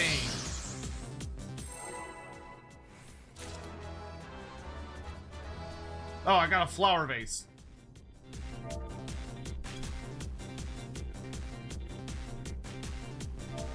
Spin, spin, spin.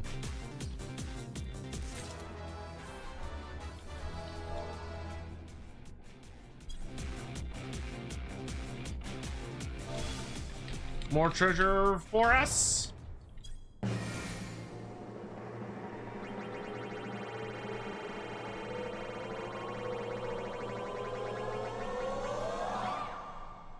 Come on, one. Give us one. Stay. Yeah! If you don't kill the Mandragoras in the right order, you get nothing? That fucking sucks. This is a cute little gimmick. This whole little system.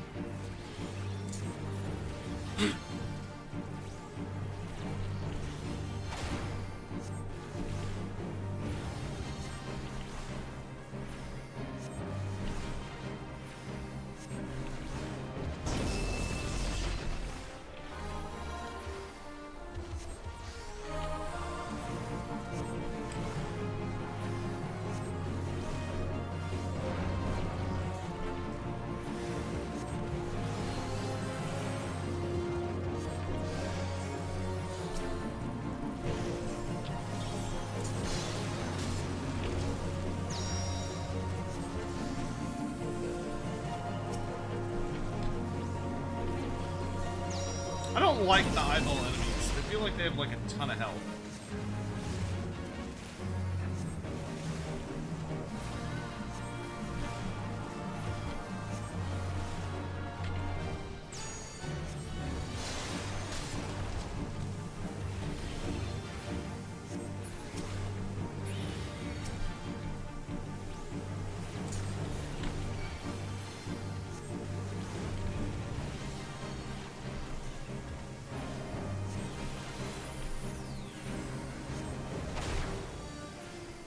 Funny enough, I know two people from my group are playing a kobold and something fox relates to the idea of being a clan pestilence rat that's the most dangerous from my sheer disease is funny. I mean, it would be a funny way to like play the tank in a way.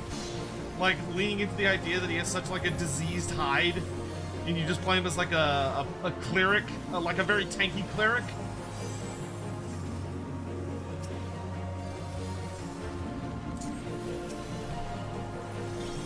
He's like, my diseases and plagues protect me, yes, yes. Bountiful plague gifts from Gatehorned Rat. Make tough, flesh very hard tough.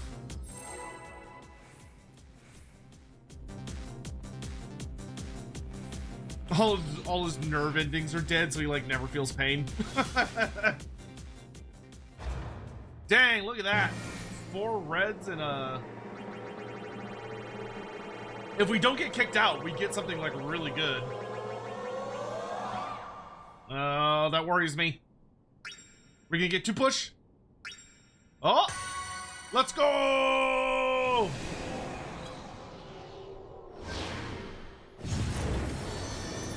Another boss. That's an elephant with a mace.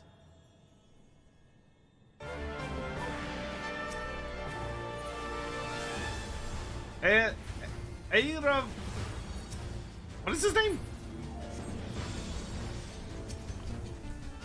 Eravata.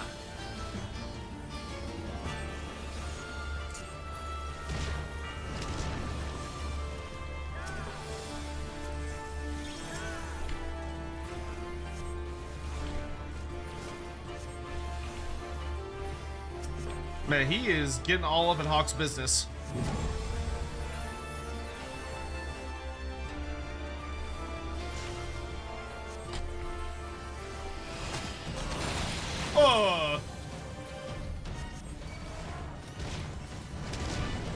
Montanga! Oh, there's gold whiskers everywhere.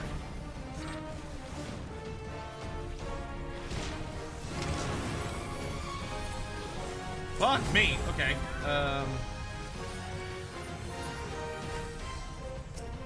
Let's get control of the situation here. Oh, one of them got away.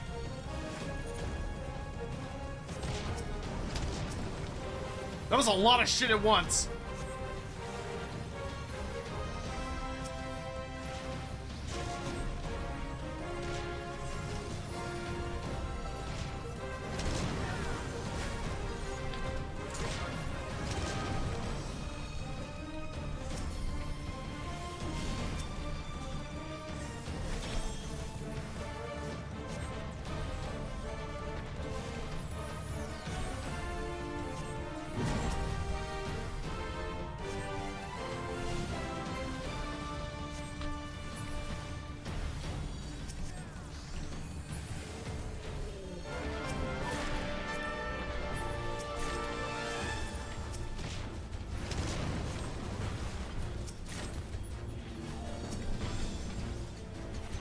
This boss is fun.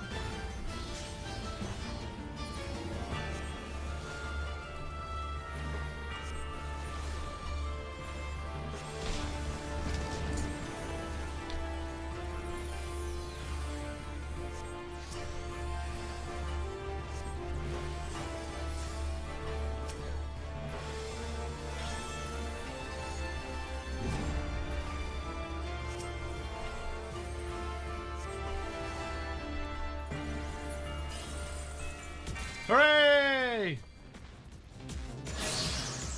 I have no use for this, so pass.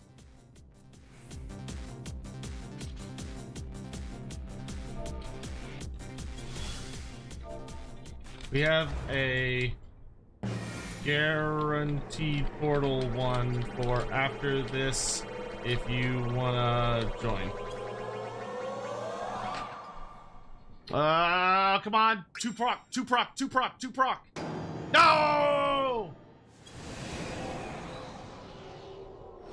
Well, that was a good run.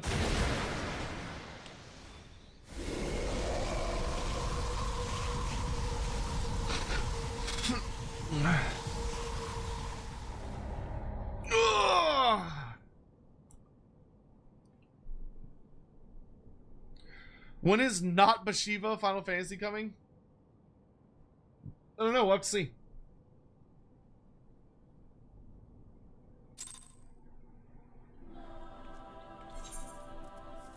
Okay, so I did get... Oh man, we got all sorts of goodies.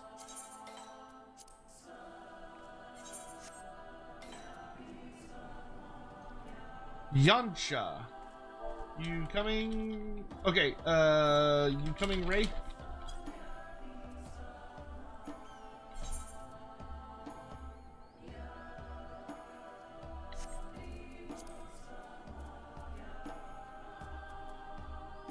Yeah, I think I'll sell most of what I picked up.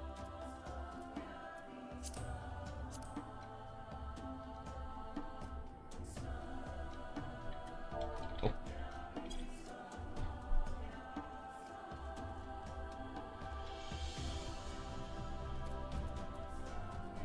We got some really nice materia.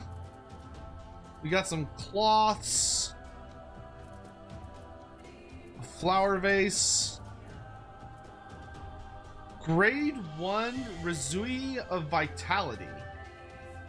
Oh, that's a crafting material. Okay. Looks like most of what we got is just like really fucking fancy crafting materials.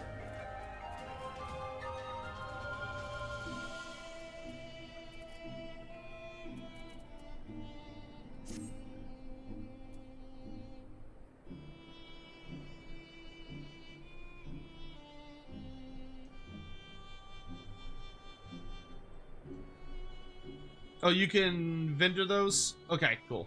So just sell them. All right. Let me know when set, Ray. How do you think Bathsheba's faction will be? I don't know. We don't know a lot about Bathsheba. Like, but Bathsheba's kind of a mystery. I'm trying to remember where Yansha is. There it is. Okay, it's like a little bridge looking.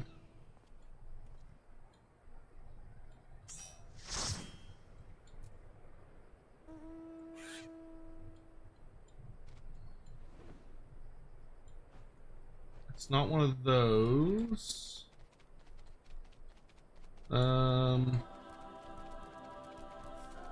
like cuts inward from a lake. No, there it is.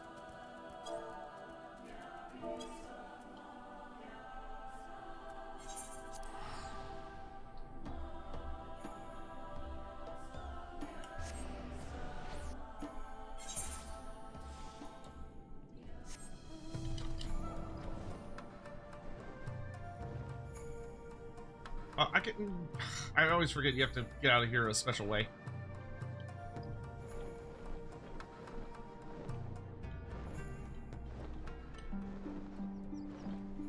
This one's out a little bit in the ocean, apparently.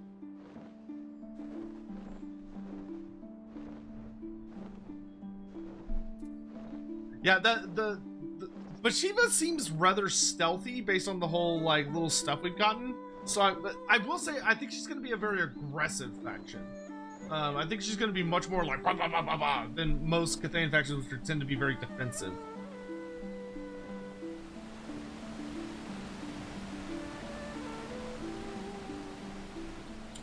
Apparently it's like right around down here.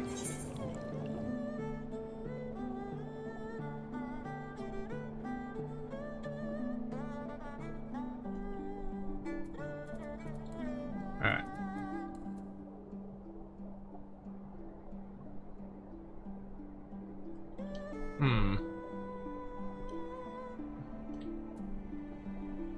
So I need to be where...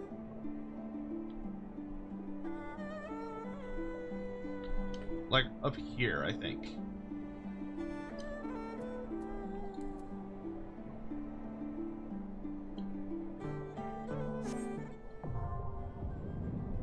Hey, let's go.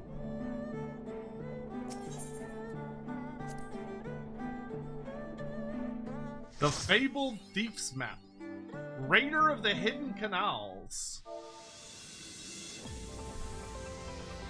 Oh, look at this. This is cool looking.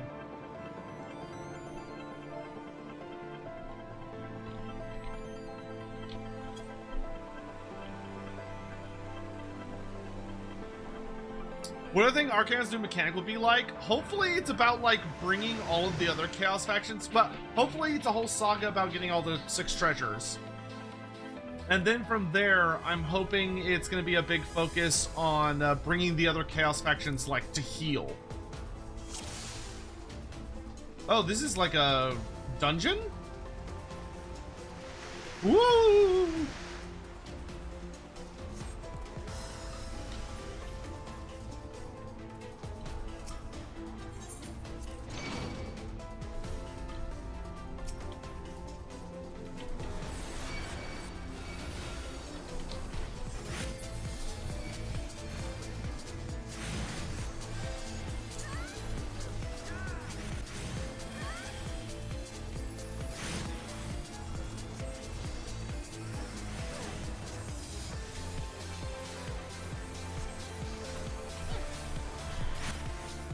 I do no damage.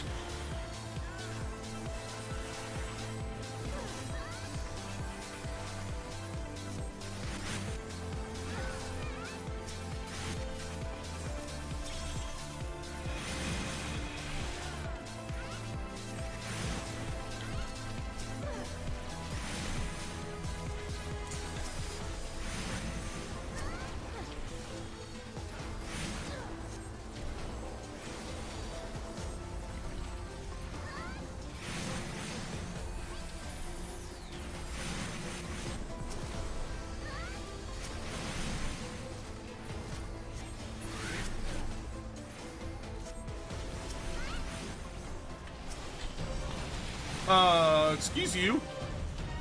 Aparamu.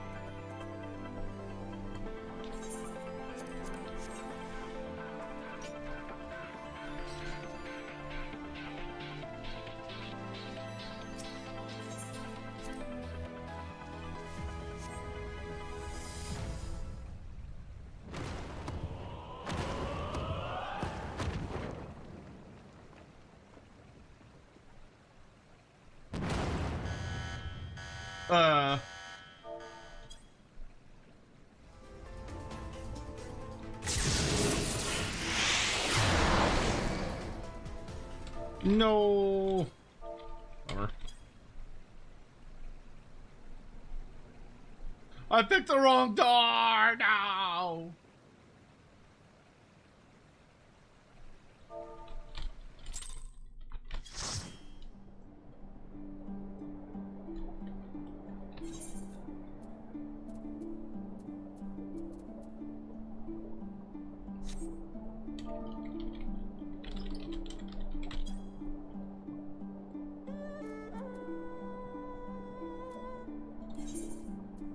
It's always Zotek's fault. It's true. It's true.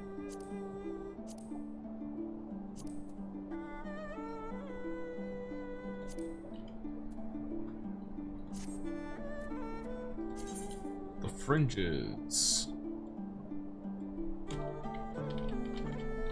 Let's roll.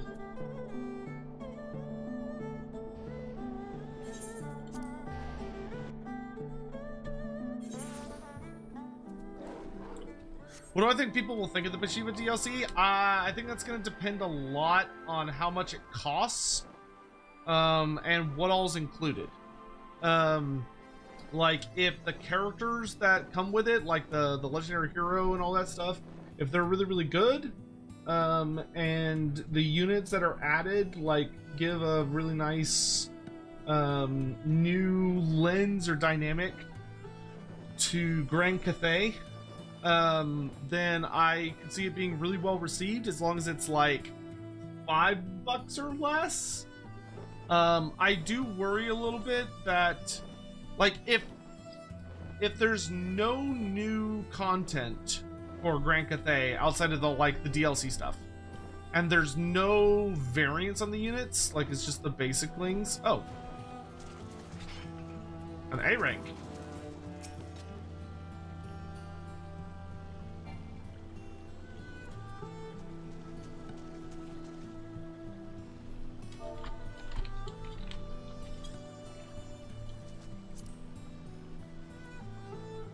Man, we're just finding A-ranks all over the place.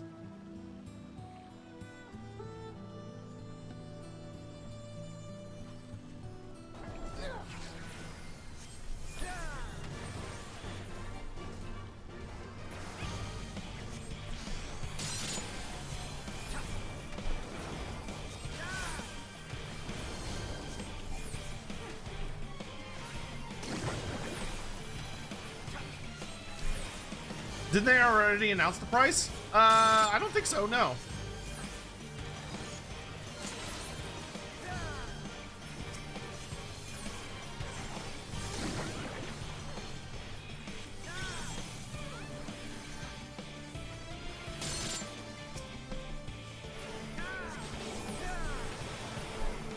Did they? I don't think they did. I don't remember them announcing the price.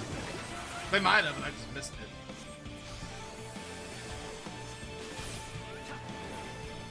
I would really love for it to come with, like, some updates for Miao Ying and Xiao Ming. Like, if they could just make the Great Bastion a unique mechanic to Miao Ying.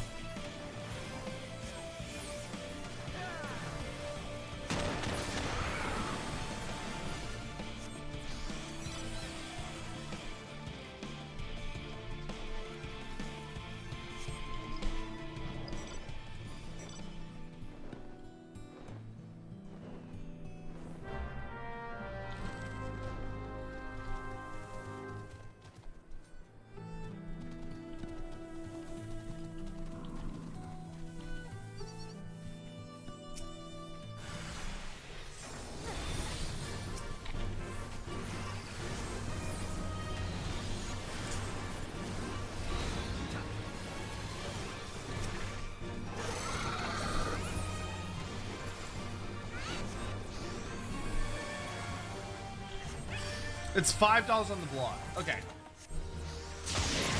Hey, man, we're getting good rolls.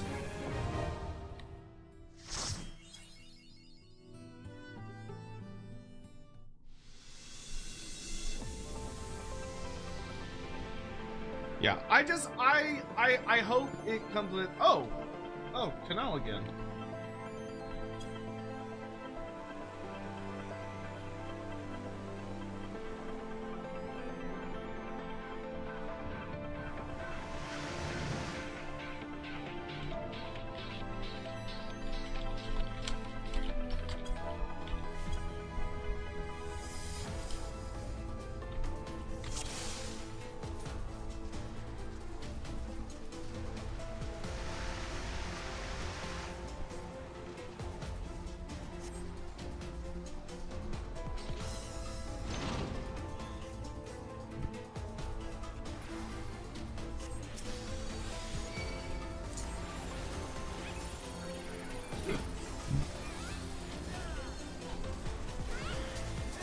Oh, it's sheepdogs.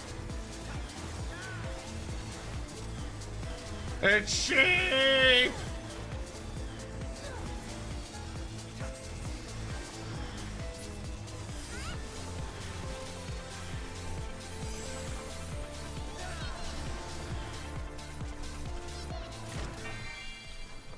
Well, that was easy.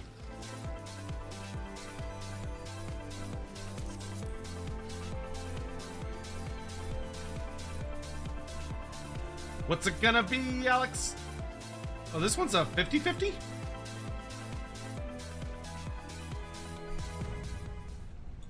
Come on, let us in. Yo, let's go.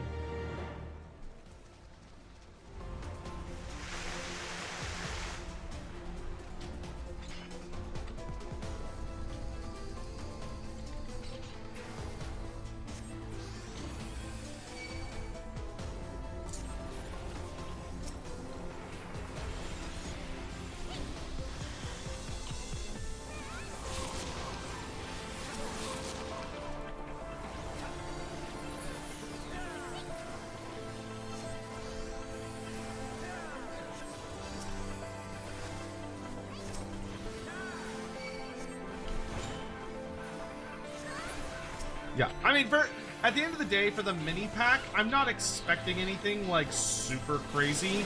I'm trying to really keep my expectations really, really low, because hopefully the goal is for it to just be like a small little like, nice, tasty. You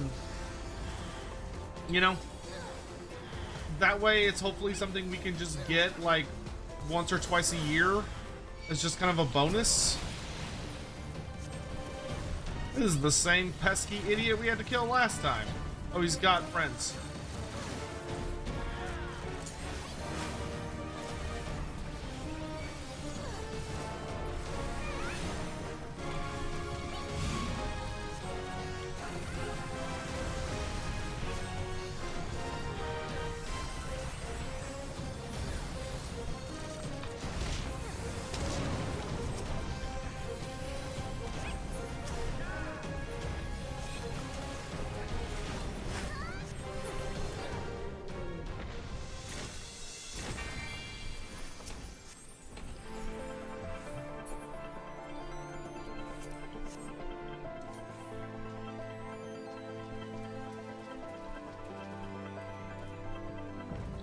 Do we get round 3? Yo, let's go! Rainbow doors, free passage. Okay.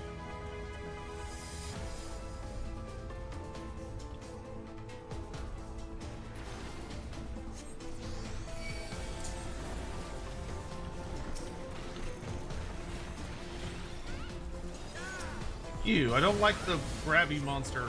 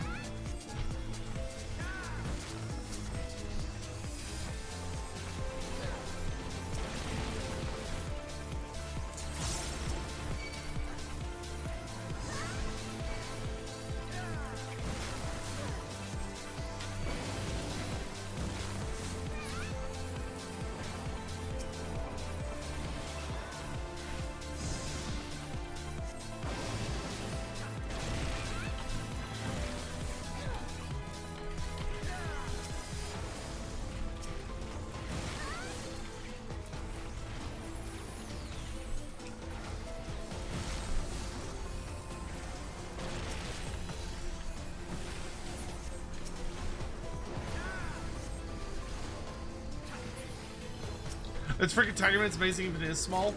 Yeah, but I just hope it's something that people are like, this is the best thing ever. That way people love it and it makes a lot of money, and CA will go, oh shit, we should make more of these.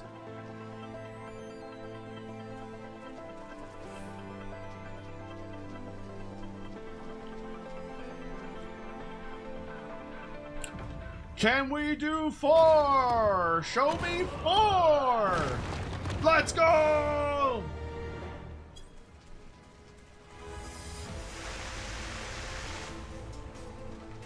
Ooh.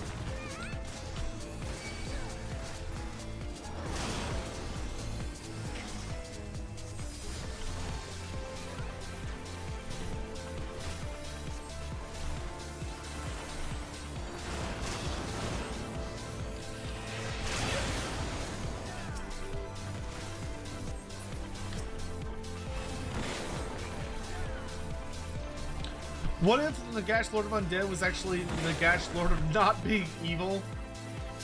I mean, I think Nagash would very much argue from his point of view that he's not evil. I think he would very much suggest that he's the only hope that the world has of defeating chaos. Because humans and elves and dwarves are too weak.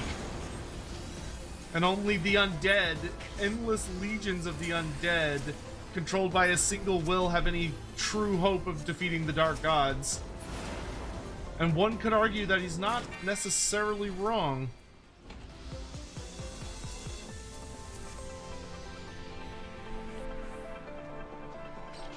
And we got a lot of maps.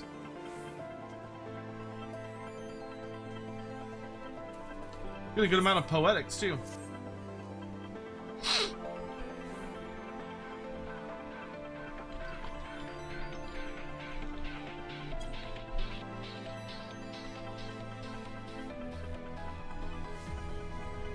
Can't be evil. Yeah, morality doesn't exist if you're the only thing left in existence. Nagash is like, morality, that's a living person's problem. Oh.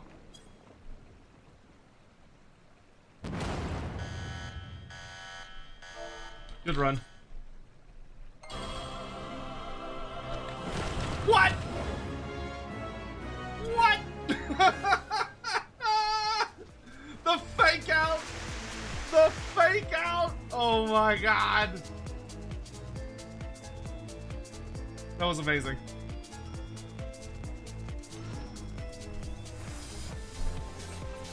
Has any necromancer ever gotten close in the...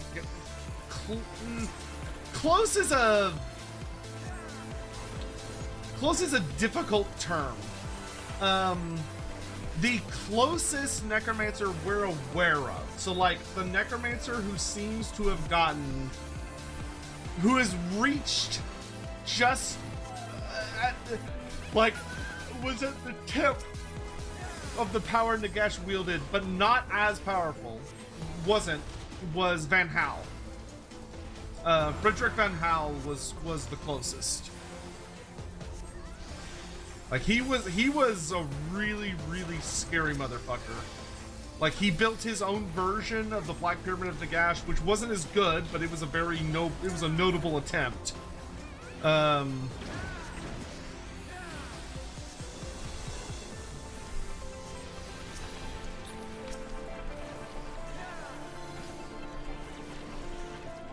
He would probably, if I had to pick anyone as the closest, it would be him. Oh, Whiskers! Get his ass!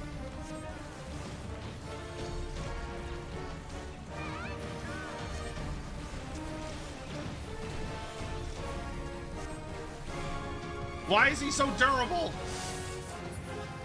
Nice.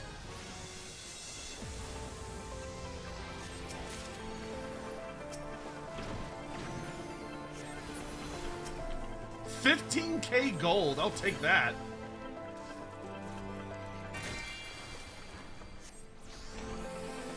Man, more maps.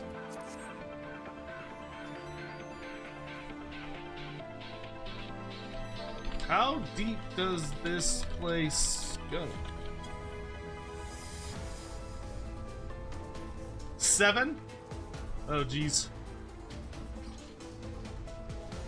So theoretically, there's 2 more levels if Alex is just super lucky. Was Van Hal that good? Van Hal resurrected like an army of dragons from the dragon's graveyard.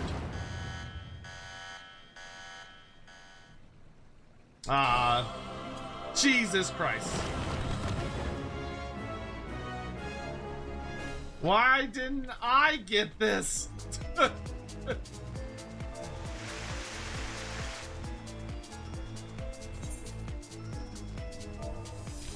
Pretty privileged bullshit.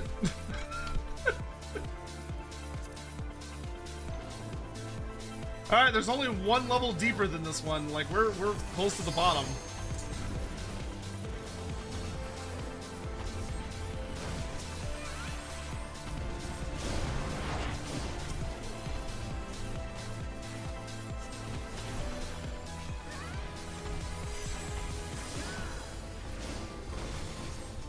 Whoa, easy there.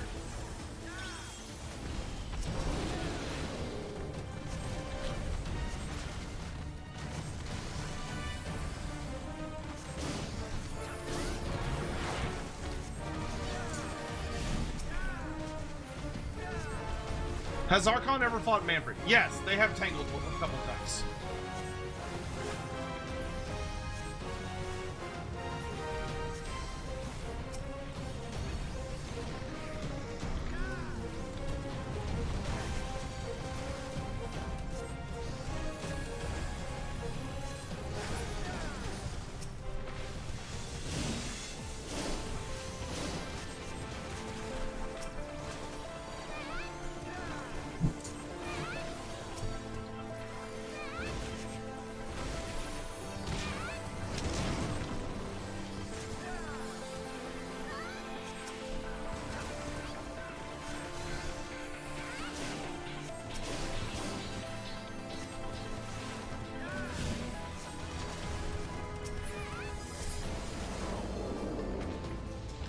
Another cage? Are you kidding? Is there so much shit down here?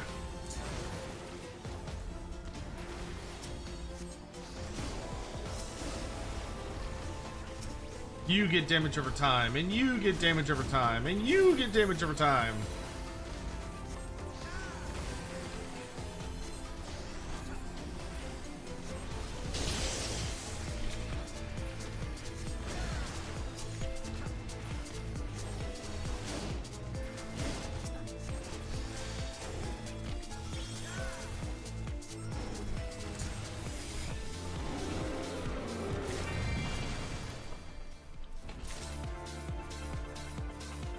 Oh, that's cool.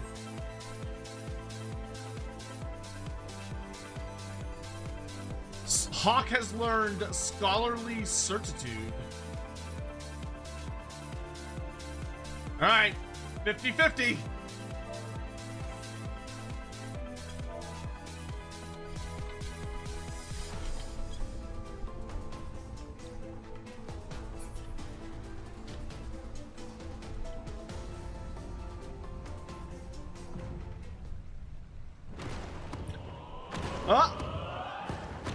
Oh no!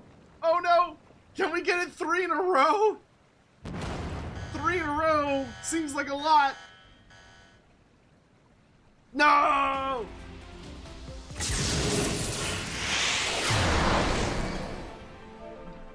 So close. Great run though.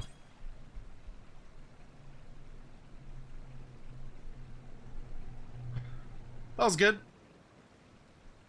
All right, we just need one more portal, and we'll have our ultimate challenge unlocked for the Mog portal.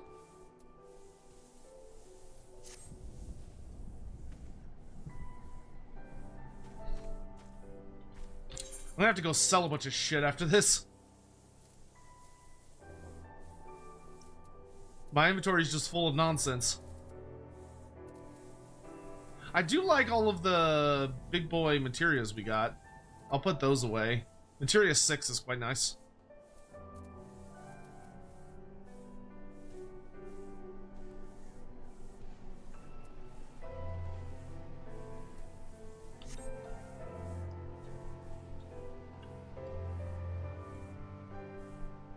Really? Not worth keeping or combine or whatever?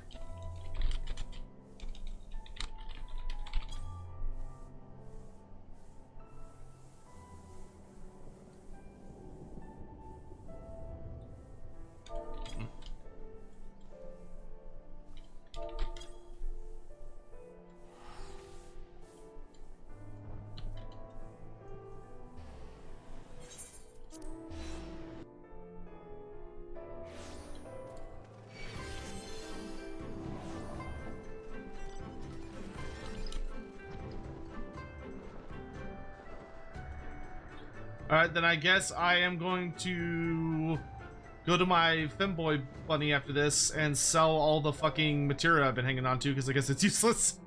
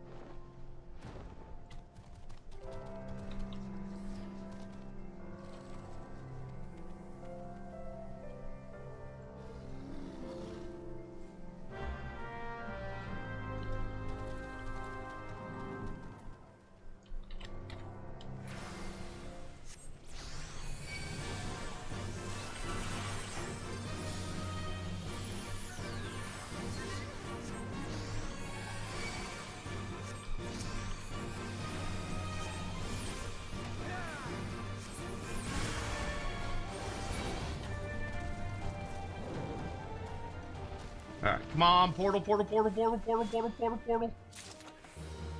Oh, yeah, let's go. Dang, dude, we got like out of the 6 portals we opened, 5 of them activated. Snotlink VT, what are you doing, you sexy beast? Moz, can we get a shout out for Snotlink VT? Thank you.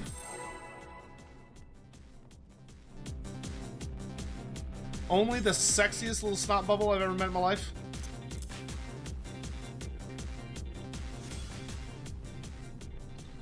Spin to win! Papa!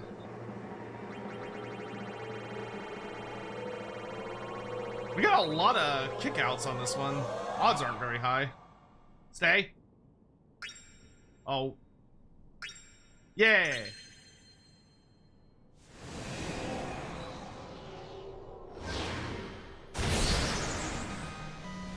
Oh, haven't killed him yet.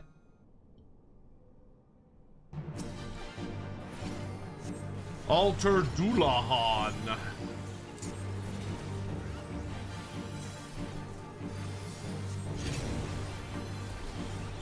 It's not a very original name you got there, sir.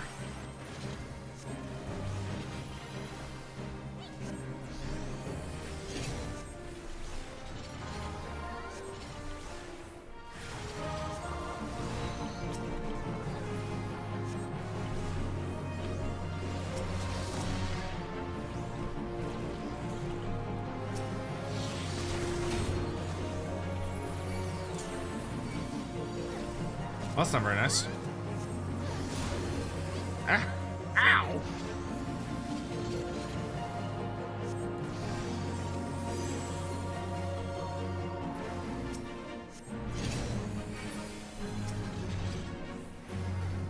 Do I think Tigerman will affect things? What do you mean by affect things?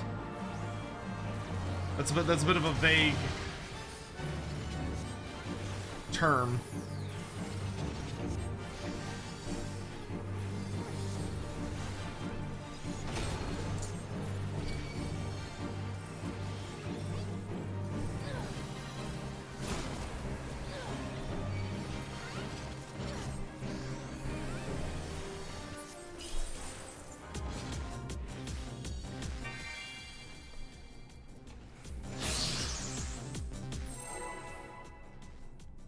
Round 2.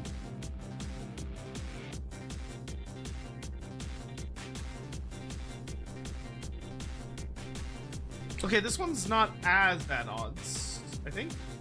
1, 2.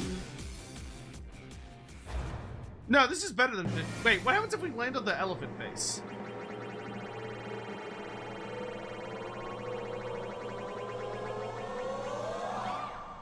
I don't know if that's good or not. Stop. Nice.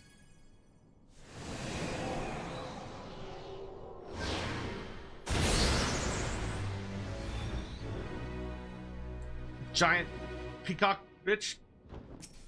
Oh, it's a free pass. Okay.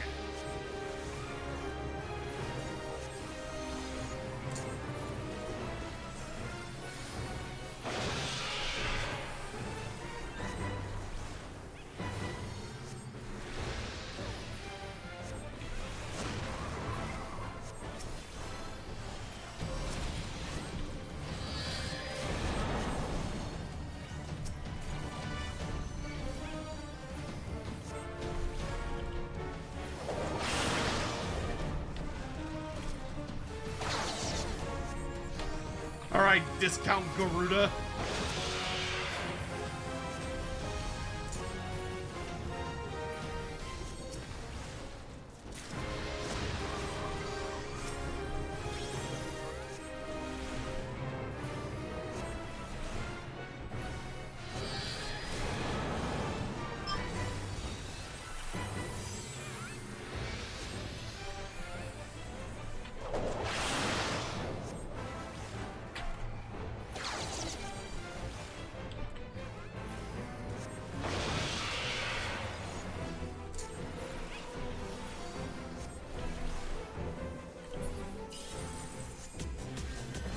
Nice.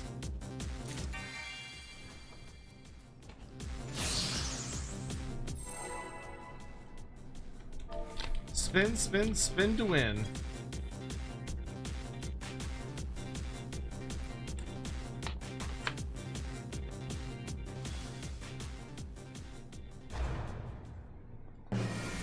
Oh, do I think it'll affect how Cathay will feel? I think it'll affect Cathay tactics. Honestly, I suspect the Tigermen are going to have a much bigger impact on multiplayer than they will on single player, personally.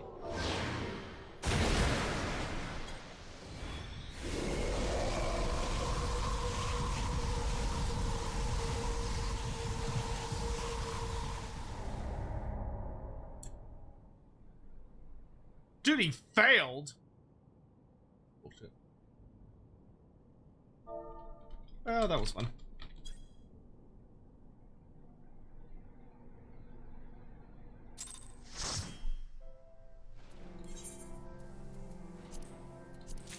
Hey, that gave us 50 goddamn Moogle tombstones. That's awesome. Nice, nice. Alright. I'm off to Shopkeep.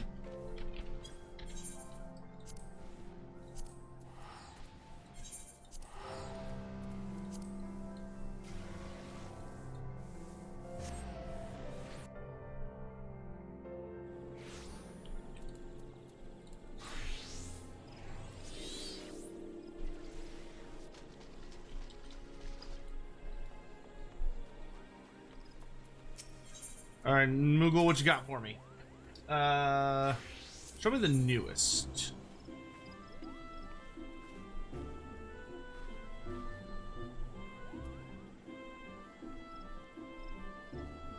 Oh my god, there's so much shit. Writing maps, that's interesting.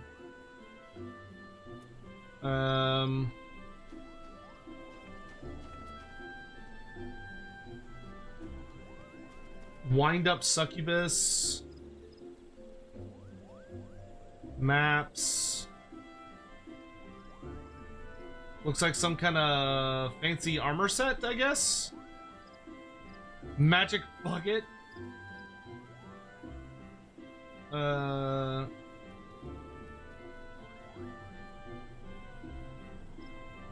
Ephomius Kaimui. Bomb Palanquin. Craftsman set. Oh, that might be...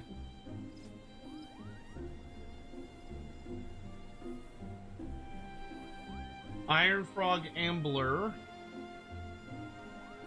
Fear and Loathing Ballroom Etiquette. Hairstyles. Okay, I want to get the Emerald Quiver Trumpet first. Oh, that's gonna cost literally all the ones I have. That's okay though. Yay, I got a new dragon mount.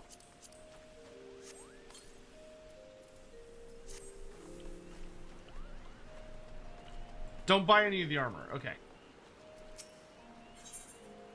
Okay, I need to go talk to a regular shopkeep so I can sell a bunch of shit. Kamui or wolves? Ah, have I been to Universal Mario Land? No? Do I look like a billionaire to you? I ain't got that money to travel and go to shit.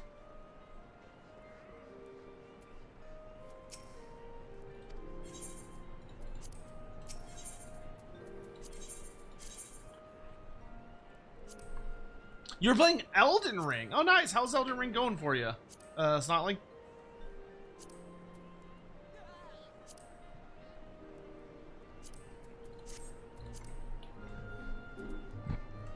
Okay, I just need like a normal fucking shopkeeper, and I'm running around to all the non-normal places. I like Mog Season. Mog Season's fun. I would love to go to Universal.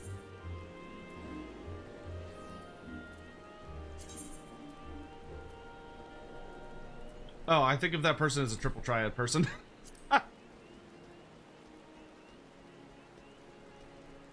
I know what their icons are. I was like, oh, I guess I'm just gonna go to the market. All right. Okay, so I'm gonna sell all this shit. I'm fine hanging on to the crafting supplies because that could just save me money in the long run.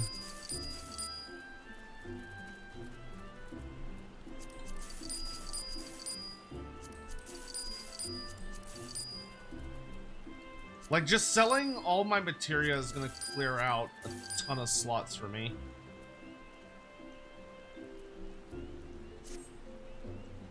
Actually, I do need to go to the shopkeep area because then I'll have access to my bunny boy. I need my bunny femboy because I think he's got all my materia shit, and I need to quit stuffing him full of materia.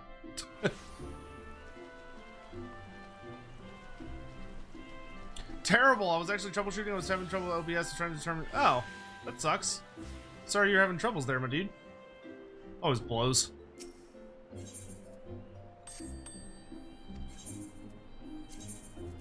Alright, give me all of your materia.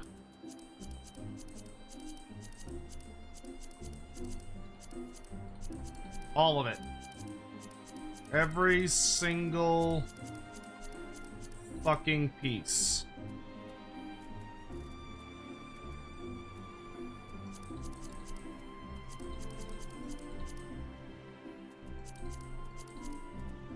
That'll actually help quite a bit, because then I can give him, like, crafting shit.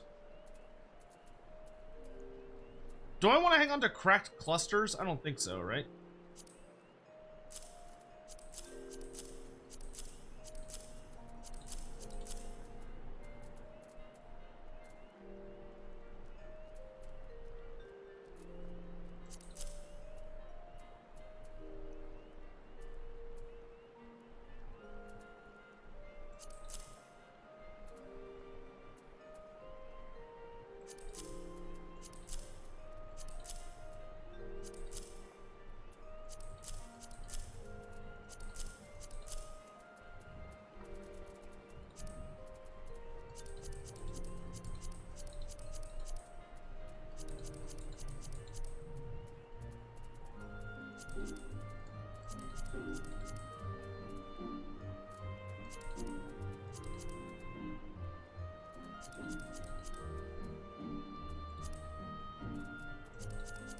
Wow, that just freed up so many slots. Holy shit.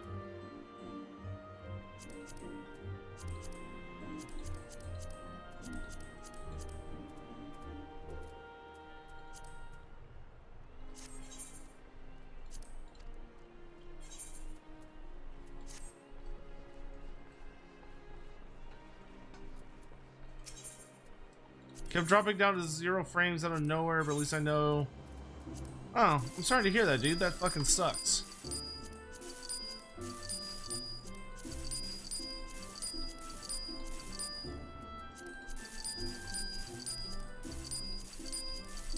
Sorry, I'm just mass selling garbage. It's gonna be annoying sounding for a second. Apologies. No! Wait, no, buy those back. Give me back my onions and my Gishel greens. I was moving too fast. Those onions were expensive.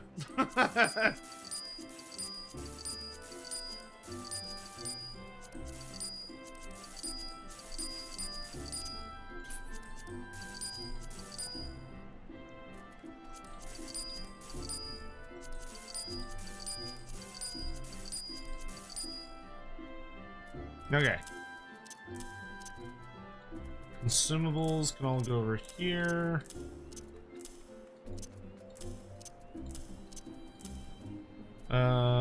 Okay.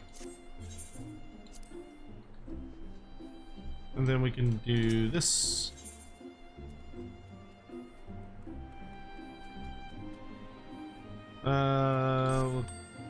William, what do I even have you holding? You're just holding crafting shit, right?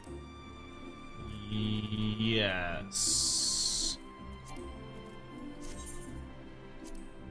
Good girl. I would love to go to Universal. I will say that. I just, yeah. I can get rid of all my special brilliant eggs. I don't do that shit. Put away the Flower King base. We can put away these coffers because I don't need those.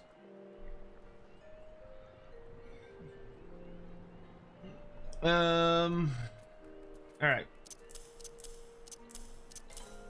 I don't even know what the rest of this shit is. Do I need cracked clusters for anything?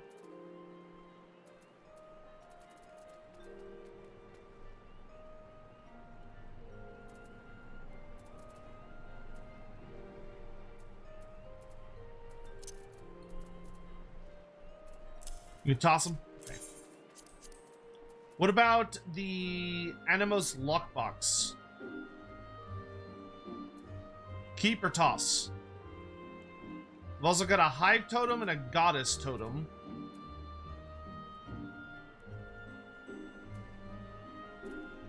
And then precision. I've got precision, Gordian shaft, lens, and spring. No idea what that shit's about. Totems are disposable. Cool. Amenos, those are Eureka boxes. You have yet to unlock them. Okay, so I'll keep those. Shaft is useless. Lens is useless. Okay. What about the spring? And then I've got Alexandrian Manifestos, page 1.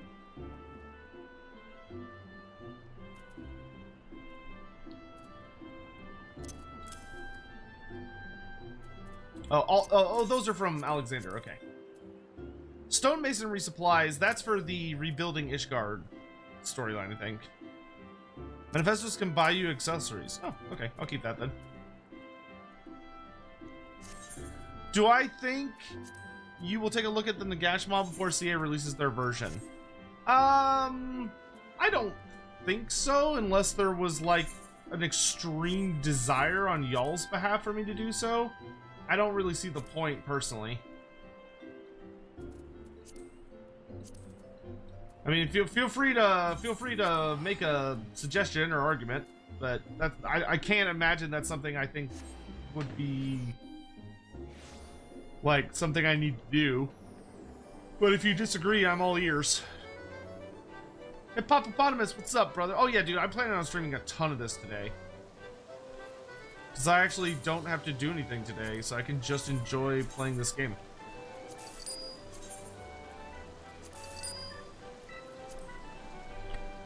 Alright, I'm not going to go see Chloe yet, because I want to save my journal for level 69.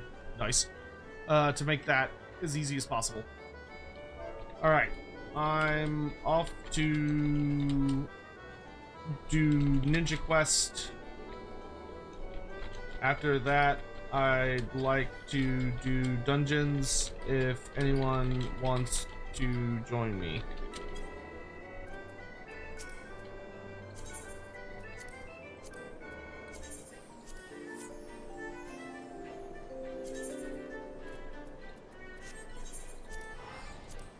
Alright, let's go continue our ninja storyline.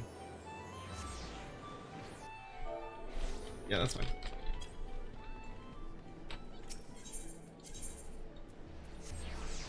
We gotta go see Jack.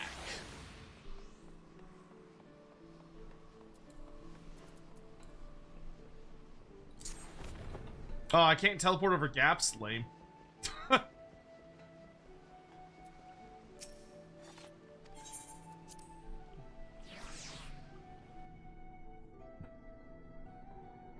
Probably should take a lunch break soon, but...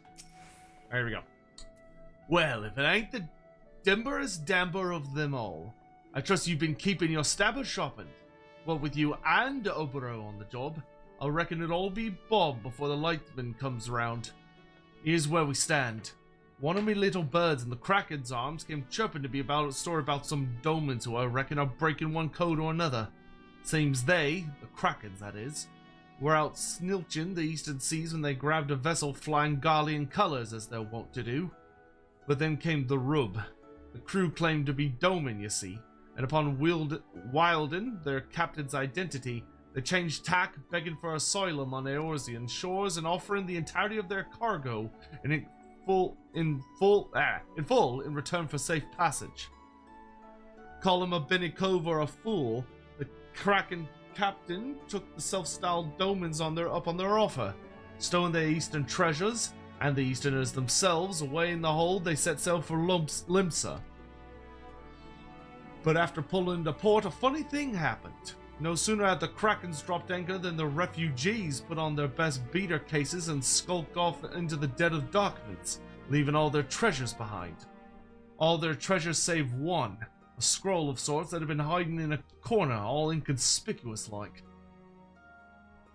Carvalane reckons that these Doman refugees have played us for some rum fun, and they're off selling the scroll on the back markets for good blunt even as we speak. I see. So you would have us recover the scroll in question and bring the thieving Domans to justice. I am honored to lend what aid I can, and yet I cannot help but wonder, just what could it be about this scroll to make it so valuable to my countrymen? Well, we're not going to whittle the scrap just sitting here on our daddles now, are we? Let's snooch town and see what the common coves and morts have and haven't seen. Dakarius, why don't you go pay Eagle One a visit at the Wedge? There's any rumors going around about any shifty Easterners, like as not that mortal, no. You do remember what to order, aye? Of course a dimba damba like yourself would. Good luck out there and keep your wattles open. We'll be waiting for ye in Bulwark Hall when you're through. Parmesia, good to see you. Thanks so much for the super chat. Greetings, Sotek. Druchi, all gone and removed from AOS cities on Age of Sigmar web store. When do I think the Dark Elves will come? So I definitely think 100% this confirms the rumors that the Dark Elves are coming back, which I'm very excited about. So for those who don't know, the Dark Elves have been completely removed from the cities of Sigmar, which it's fine, honestly. I always felt they didn't really fit the cities of Sigmar anymore. They always felt like they were kind of like a random hangover. But I would bet probably late this year or early next year the Dark Elves will return, which will be pretty cool. Welcome to the Drowning Wench. What's your pleasure, sir? Should be a weak ale, I believe. Ah, you must be here on business. Perhaps I could offer you something from our underground menu. Now, what's your fancy? Easterners. Guests from the East, you say? Why, yes, I do believe we had some visitors not long ago matching that description. They left shortly before you arrived. I make a habit of pricking my ears up to catch our patrons' every whisper, but the party in question required little such effort. Why, they were shouting of tales of riches and glory in a roar that could wake the dead.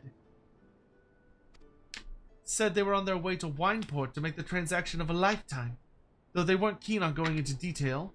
Just between us, I wouldn't be surprised if there was something less than savory about their business. Speaking of savory, can I interest you in our seafood stew? I like how she tries to freaking upcharge me.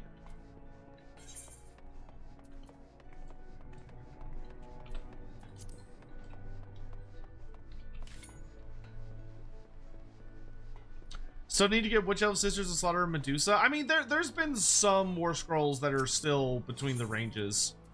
Like I think is it the same dryads for both ranges for like Wood Elves and Sylvaneth, or are the dryads different now? I can't remember if they've got new sculpts.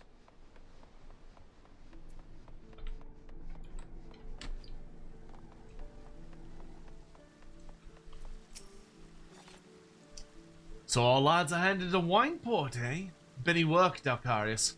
Remind me to slip into one some extra blunt the next time we stop by the winch for libations. That said, something don't sit right with me. Cackling their plans for every drunkard and tavern wench they hear. I reckon our friends might be looking to amuse us if you whittle my gist. Keep your eyes open and you'll stab a sharp, mates.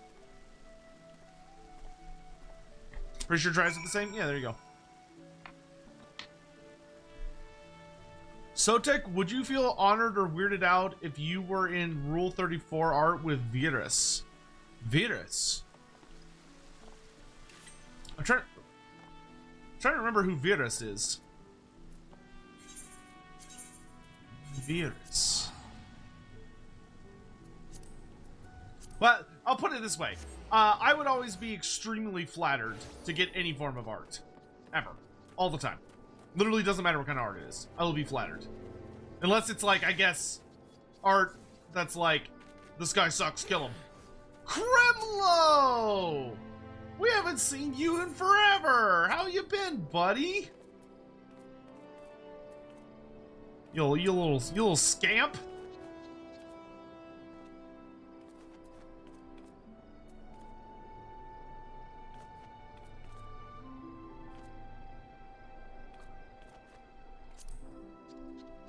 Oh good, I can do the emotes while sitting on the ground, so I'm like at this, I'm at the proper height.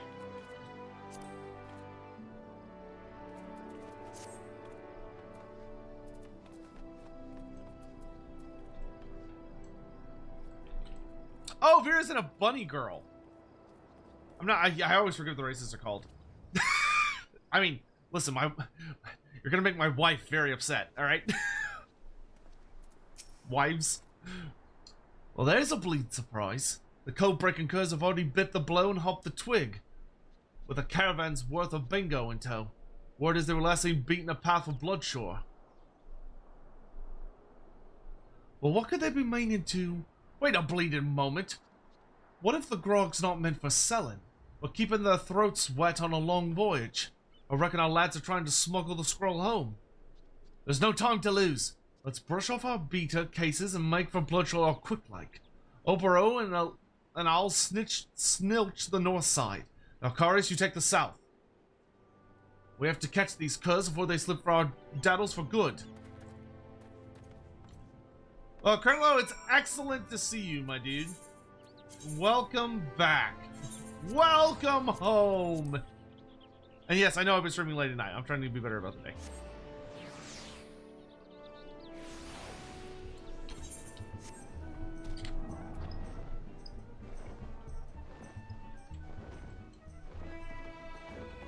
Yeah, any art of me or Dakarius or Lil Guy is always like deeply, all very deeply appreciated. Formicia, thank you for the super chat. What about kits? Which boxes or Drew do you think will come alongside which special characters, and will there be new sculpts? I don't think there will be new sculpts at the start. It'll probably be all legacy sculpts right out the gate, because that's what they've been up to. So it's probably going to mostly be 6th to 8th edition sculpts. I bet the special characters will be the old metal Marathi model, the old half plastic, half metal Malekith model, who will be Malarian now. So we'll probably get the old S Dragon, the S Black Dragon Malarian, Marathi on the Pegasus. If they do 3 characters, the last one will probably either be I could see Lokir Fellheart. I could see Rakarth if they wanted to bring his mini back. That'd be kind of cool, though. I'm not expecting Rakarth. Lokir Fellheart seems likely. Those would be my 3. Those are the 3 I'd put money on if I was a betting man. Would be Lokir Fellheart, Marathi, and Malekith, or Malarian. Though I also could see Helibron. Helibron would also make sense. You just had to poke your nose into our business, eh? Guess you leave us no choice! Alright, idiots.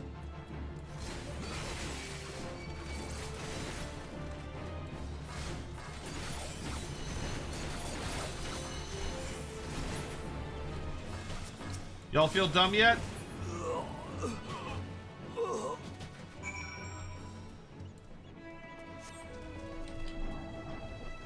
Well, I thought. Where do dark unicorns come from? Dark unicorns would just be unicorns that live in areas that were so heavily saturated with dark magic, or Dar, that it caused them to change.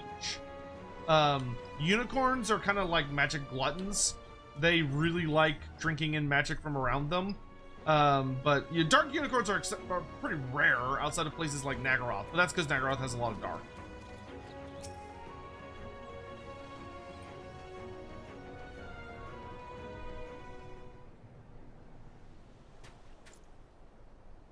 Let me guess. You came upon a couple of rough-looking coves. These coves came waving their stabbers in my face before I could edge a word. I reckon 'twas the same for you. The scroll is nowhere to be seen, nor is anything resembling a ship. If I did not know better, I would say they were a simple group of ruffians enjoying their ill-gotten grog. The dim one sees, but does he truly see? No, these unfortunate men were but pawns in a grand scheme, as disposable as the bottles that now litter the shore. Is that who I think it is?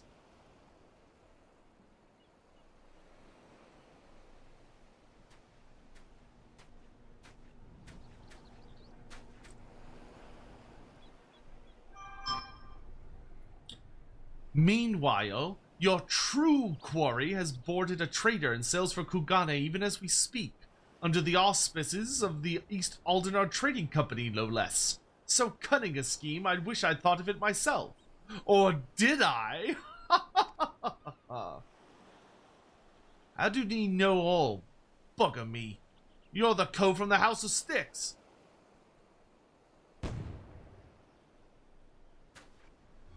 It's him! He's back! Karasu Redbeak. Childhood friends turned bitter enemies, then friends once more, reunited after far too long. Our hero returns and the audience swoons. Oh, what a joyous day. Or is it? I'll say this much, dim one. For once you've managed to surprise me. To think that the oh-so-serious Opera would lie to his elders to avoid having to make the journey home, only to find he wasn't welcome to begin with. Oh, the irony of it all. Enough of your preening and prattling, Karasu. I want answers. How did you know we were here? What is your connection to the thieves we pursue? You mean the thieves who already eluded your clumsy grasp, just as I am about to do? I fear that is a story for another day. Bah! Ever the slippery bird, that one. A Duff Rook's an acquaintance of yours. That's news to Jack's Wattles. Meanwhile, we've got our work cut out for us if we still want to grapple that scroll. Is there anywhere we can have a few words? You know, secret-like. Say no more, Captain Jack. As luck would have it, our base of operations is but a short walk from these parts. Nakarius, pray join us at the storehouse. I'm streaming at the same time as Lordbeards? I know. They don't need me, they're good.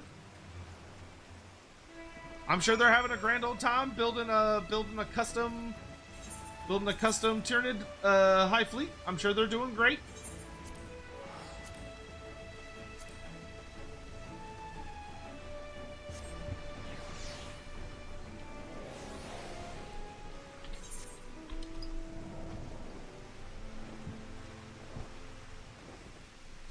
Karasu's such a goofball.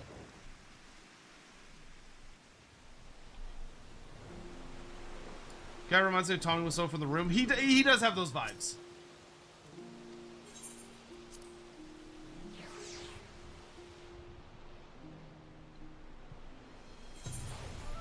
The voice reminded me of him from Powerpuff Girls. I don't have the effect, but yeah. Karasu Redbeak. Of all the places I thought our search might lead us, never in my wildest dreams did I think it would lead us to him. Him? Come square with me, Obero. Who is this Karasu Cove? Can we trust him? Or is he like us not to stick us his stabbers in our back the moment we turn a blind eye? No. I mean, yes. I mean, he's neither or both. Perhaps I should say it's complicated. Judging from your reaction, it sure seems as much. Anyway, if our men have set sail for Ungashi, I reckon we've no choice but to do the same. Wasn't exactly preparing for a long voyage, but damned if I'll leave this job half done. That said, ashamed as I am to admit it, this is old Jack's first journey to the Far East. I wouldn't know Kugane from a rum doxy's ass, and I don't know a rogue what could do his work without knowing the lay of the land. Worry not, Captain Jack. I have traveled there on many occasions to procure the tools of my trade from the finest Tingan artisans. It would be my pleasure to serve as your guide. Your presence would be most heartening as well, Dakarius. Ugane is a city where anything can happen, and there is no telling what dangers await us there. I'll agree with that. But mind ye, Dakarius, is a right busy cove. What say we do it this way? Obero and I will go on ahead, and we'll send for you once we've snitched out a place and worked out our next plan of action. A reasonable plan, Captain Jack. In that case, Dakarius, pray check in at the storehouse from time to time. I will send word to Yomei when we require your services. In the meantime, may the kami guide you in your training.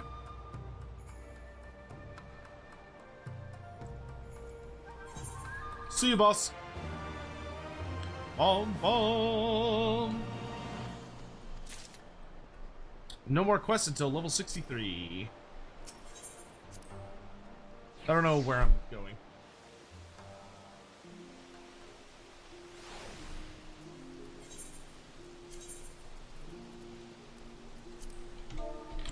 Dungeon time.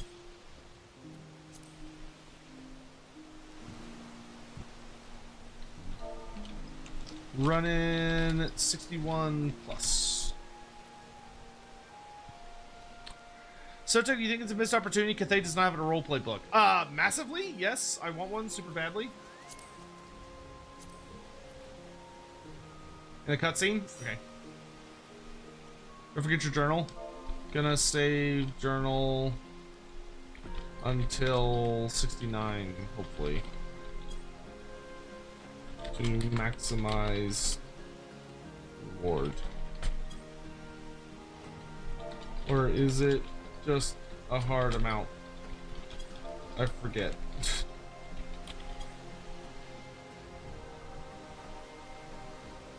It's a percentage, right?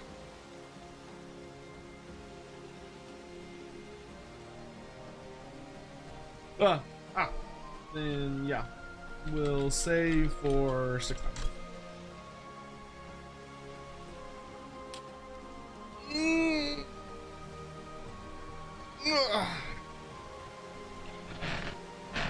I will need to probably get. We could probably run 1 or 2 dungeons, and I'm probably gonna need to get food. But we can work on Mogpedia dungeons as well while we're doing this, which would be nice. Yeah, so we could do some all hard and never reap.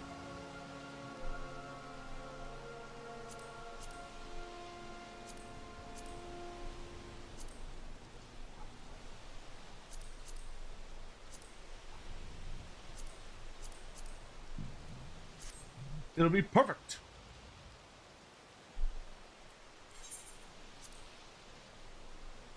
Do need to do Alexander Arm of the Sun as well, which is a level 60 raid, so we could do that.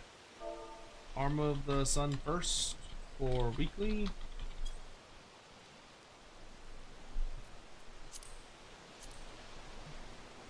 Okay. Make sure, okay, we're not unsynced. Good. Alright, so we're gonna do Arm of the Sun. Oh, I don't have that one unlocked. Oh, I need better item level.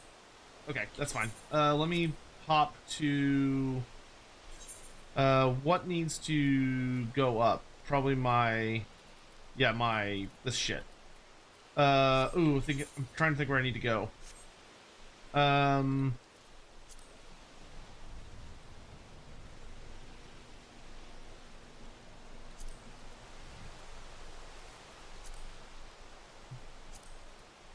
Foundation, I would think, to get level 60 gear. Oh, just go to Kugane. Okay. Oh, right, because they had like different item levels. Okay, that's fine. Can we expect any total Warhammer news this month? I would say so. Yeah, I would be very surprised if we don't hear from I would be very surprised if we do not hear from them.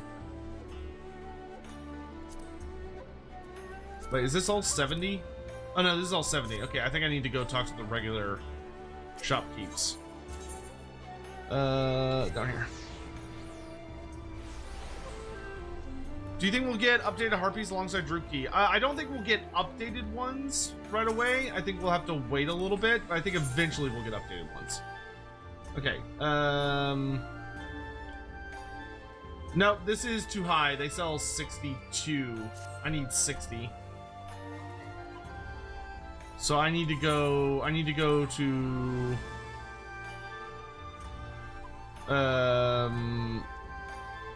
Ralger.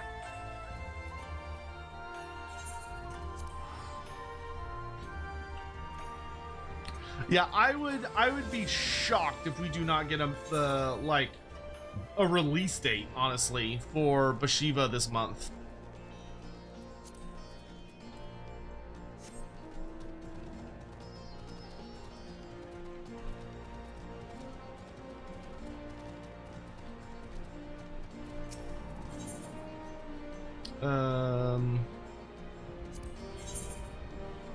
Here we go. Okay, so I need ninja earrings. No, not earrings. Everything but earrings.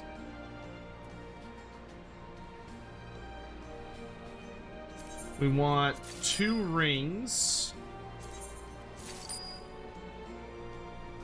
A bracelet and a choker.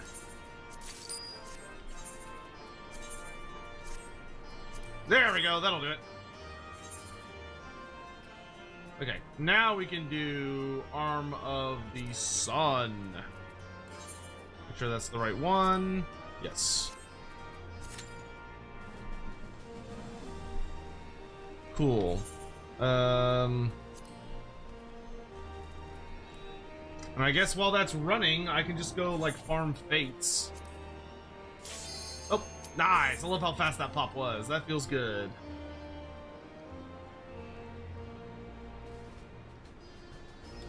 Cormesia, the prophecy behind harpies. Ooh.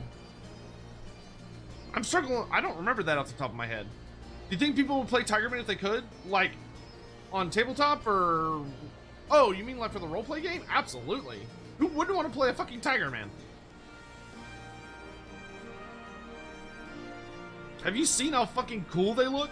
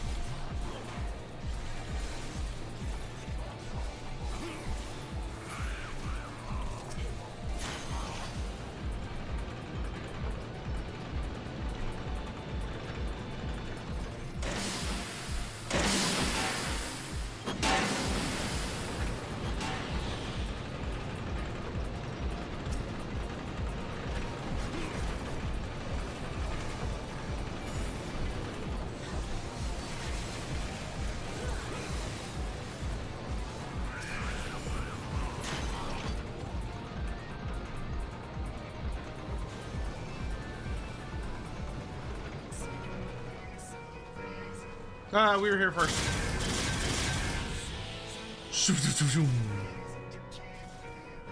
What are Games Workshop feels about Tigerman? I mean, they're supporting it, so they must like it at least a little bit.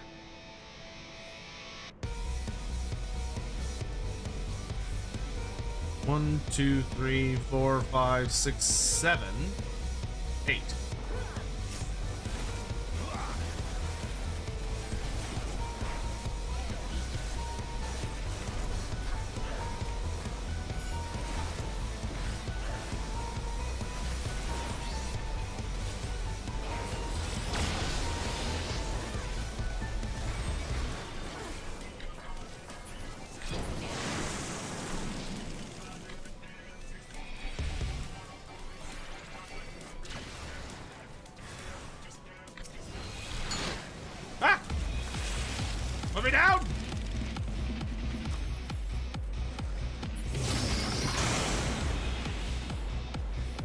You bitch.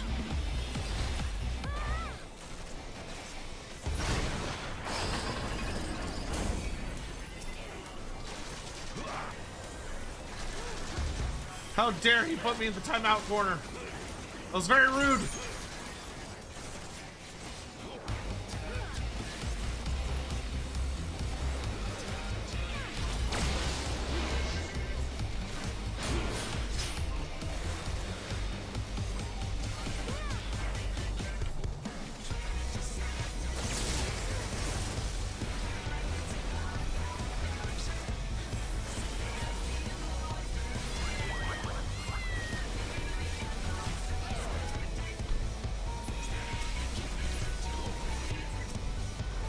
Oh yeah, his fucking cat. I forgot about his cat servant.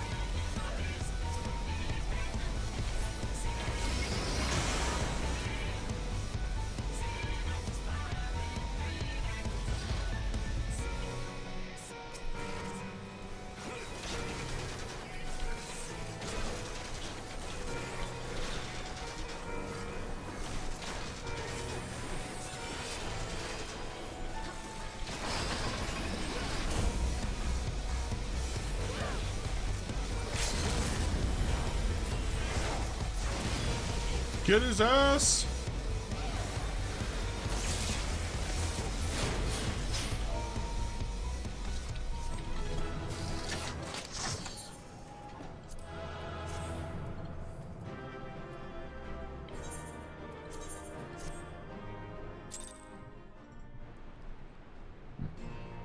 Nice.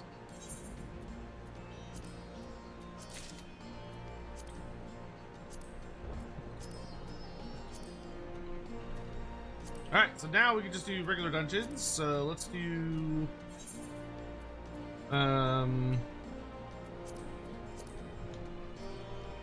some all hard.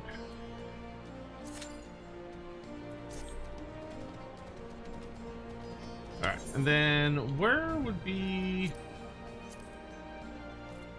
probably around here-ish. To see if I can find some, Fates. Parmesia, thank you for the super chat. When CA said they couldn't be able to have Hag Mother's kiss left due to a stink, it was the only one the heir of Crown Franz. What could be the reason lore-wise? Okay, it's not necessarily that she's the only Hag Mother, as it is that she is the, she's like, she is a unrivaled Hag Mother figure.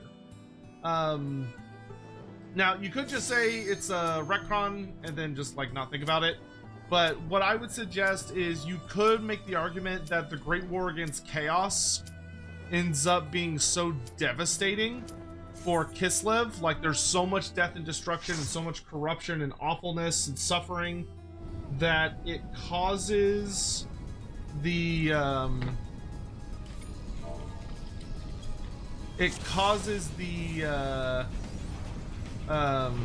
what's the word I'm looking for? Oh, hey, Ray. It basically wipes out all the hacklers. Like, the devastation is so bad, so awful that many of them just don't survive. That is a argument you could make.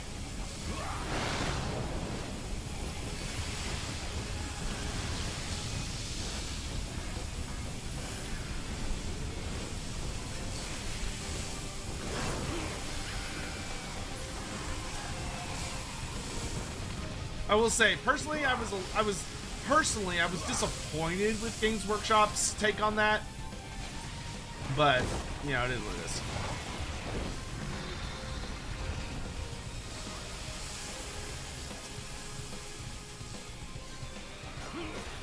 It's their IP. They ultimately get to make the rules, even when I don't agree with it.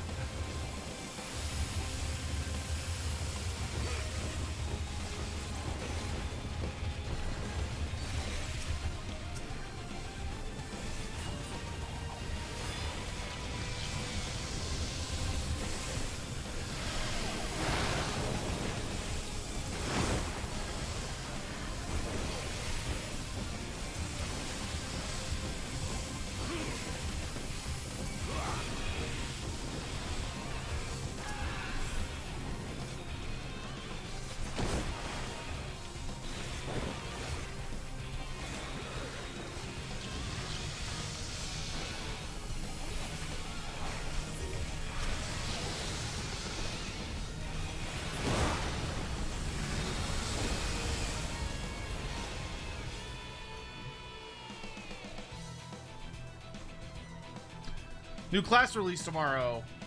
Oh, is what's it? Beastmaster coming out tomorrow?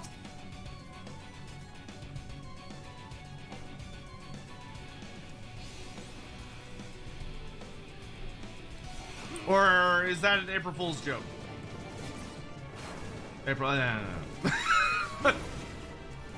God forbid that I assume someone's trying to be helpful. Silly me.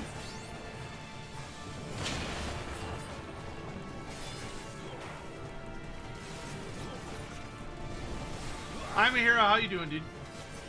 Hope you're having a good one.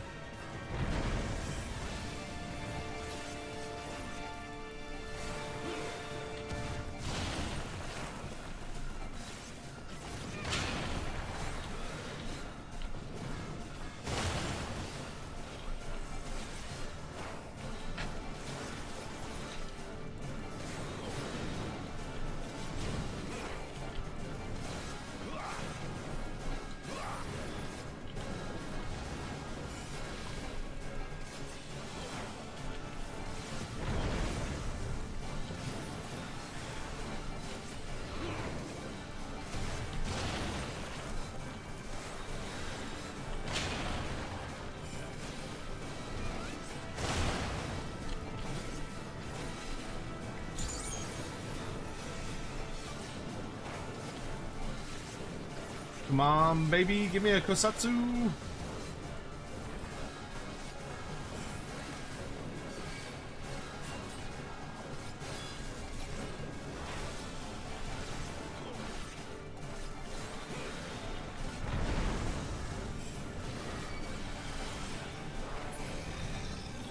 Down he goes. Not for me.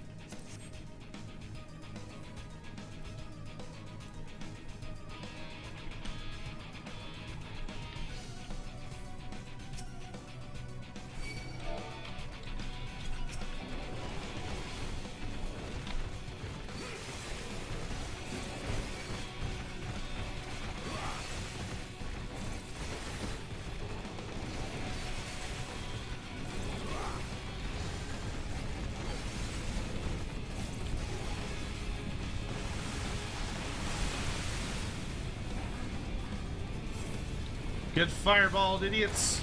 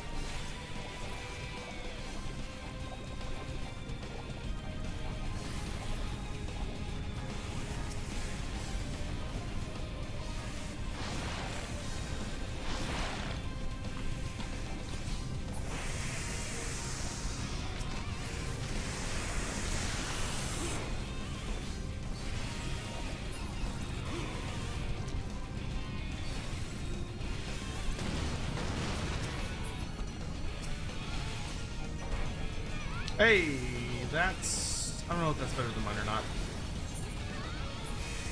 See, my neck is 40 dexterity. This is 43. Okay, that seems better than mine.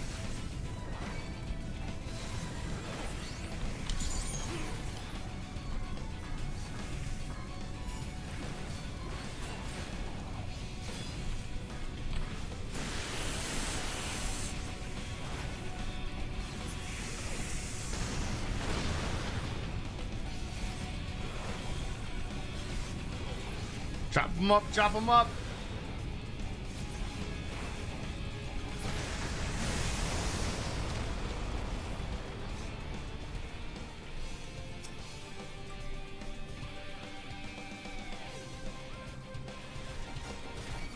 Whoops.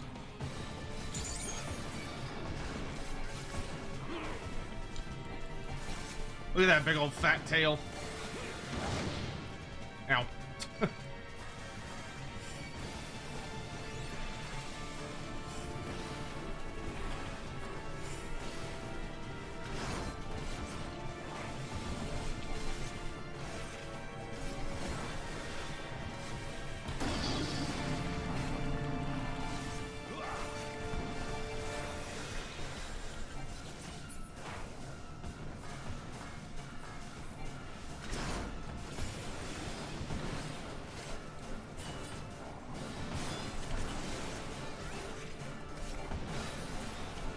Oh, he's still slow. Oh. I saw it and I didn't get out of the way fast enough.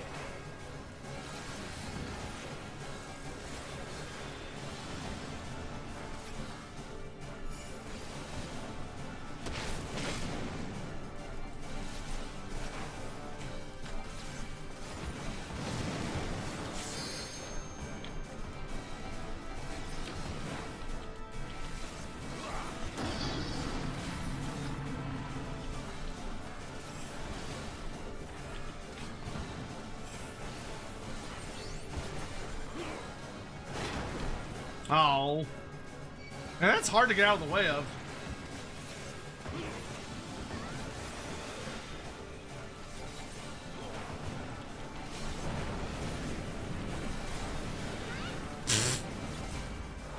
I'm just stunned there.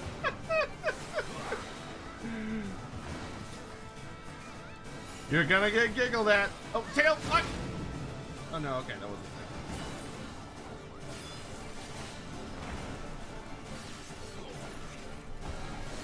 That's the tail. Bullshit! I teleported and he still hit me!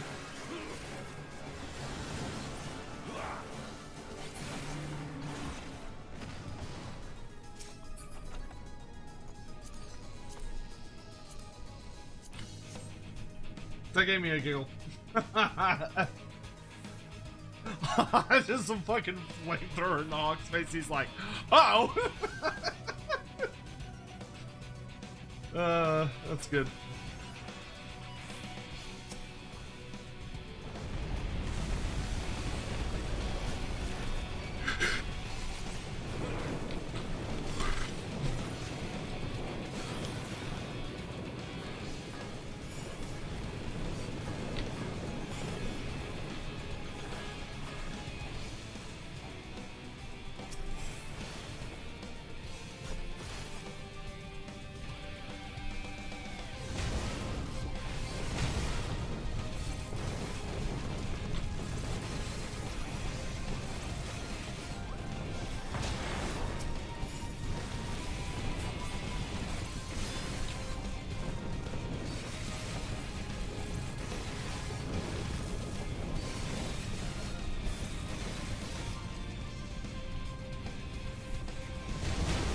God, those take a long time to charge up.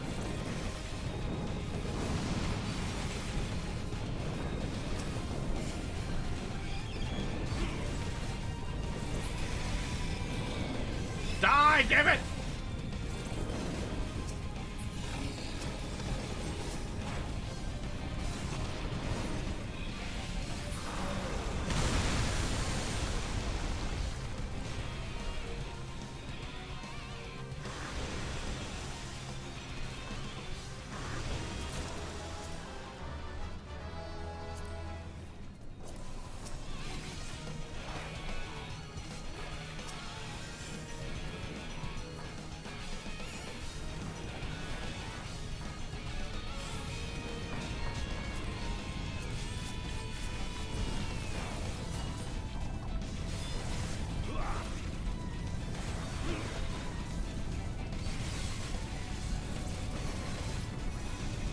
More daggers, more daggers, more daggers.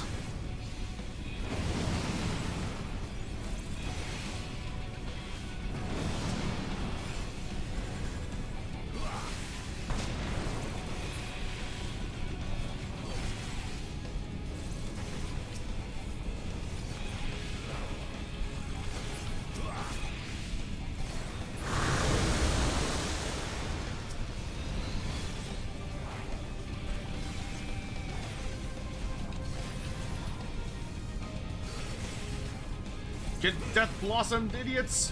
All right.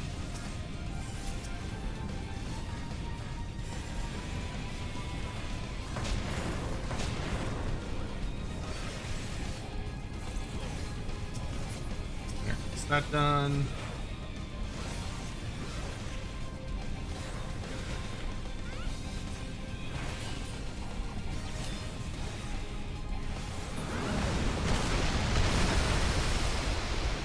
Boss fight time. Everybody's favorite scorpion.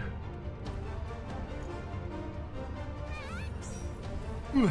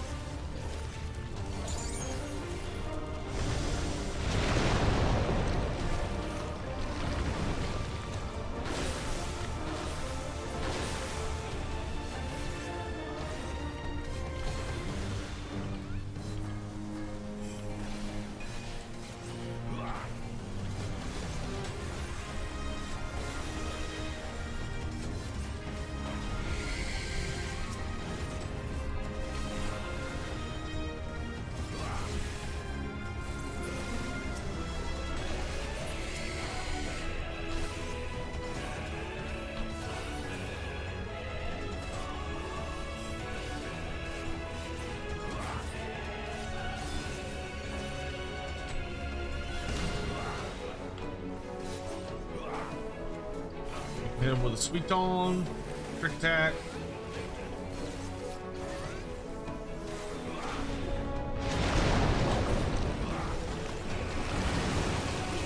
Pom pom pom pom pom.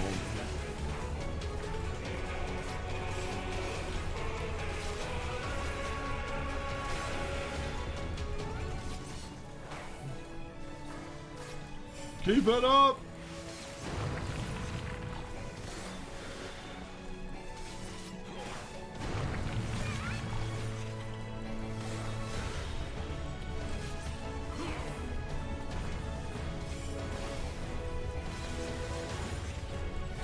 Build up more daggers. AoE time.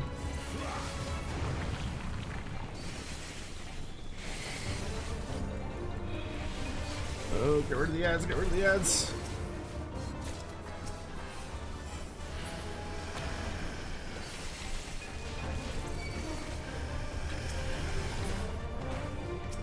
Well, that's concerning.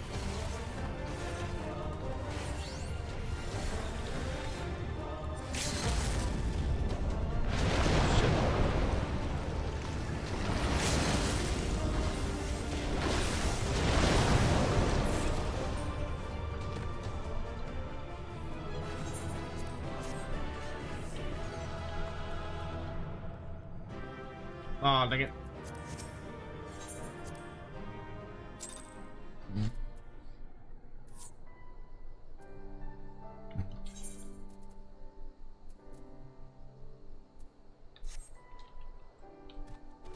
Almost leveled up from that. Alright, think I need to take a break myself for lunch slash dinner, and I need just a bit of rest. We'll probably play more later tonight. Alright, y'all. I gotta take a little break for a bit. I can feel my eyes are like, oh, from staring at the screen for too long. So, I'm gonna take a break. I think we might come back for some more Final Fantasy just to keep grinding ninja levels. But I also am tempted to start a Total War campaign, so we'll kind of play it by ear. Let me head back to, like, Gridania. We're making great progress, though. So, that's good. We're almost to level 62. You just gotta keep it up.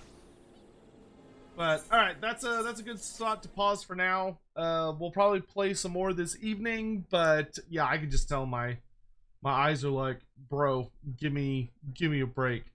Hope you all had fun. I always enjoy just chilling to play a little bit of good stuff here. But in any event, I'm not gonna wax too lyrical. I should be back in a few hours. I'm gonna see if I can get some scrounge together some dinner, because I do need to eat. I haven't eaten since this morning. So I will find someone to raid into, and I will see you guys when I see you guys. Thanks for watching. Oh, I guess we could raid into Lorebeards. That would be the smart thing to do, wouldn't it? Okay. So I'll see you guys in a little while. Okay. Bye-bye.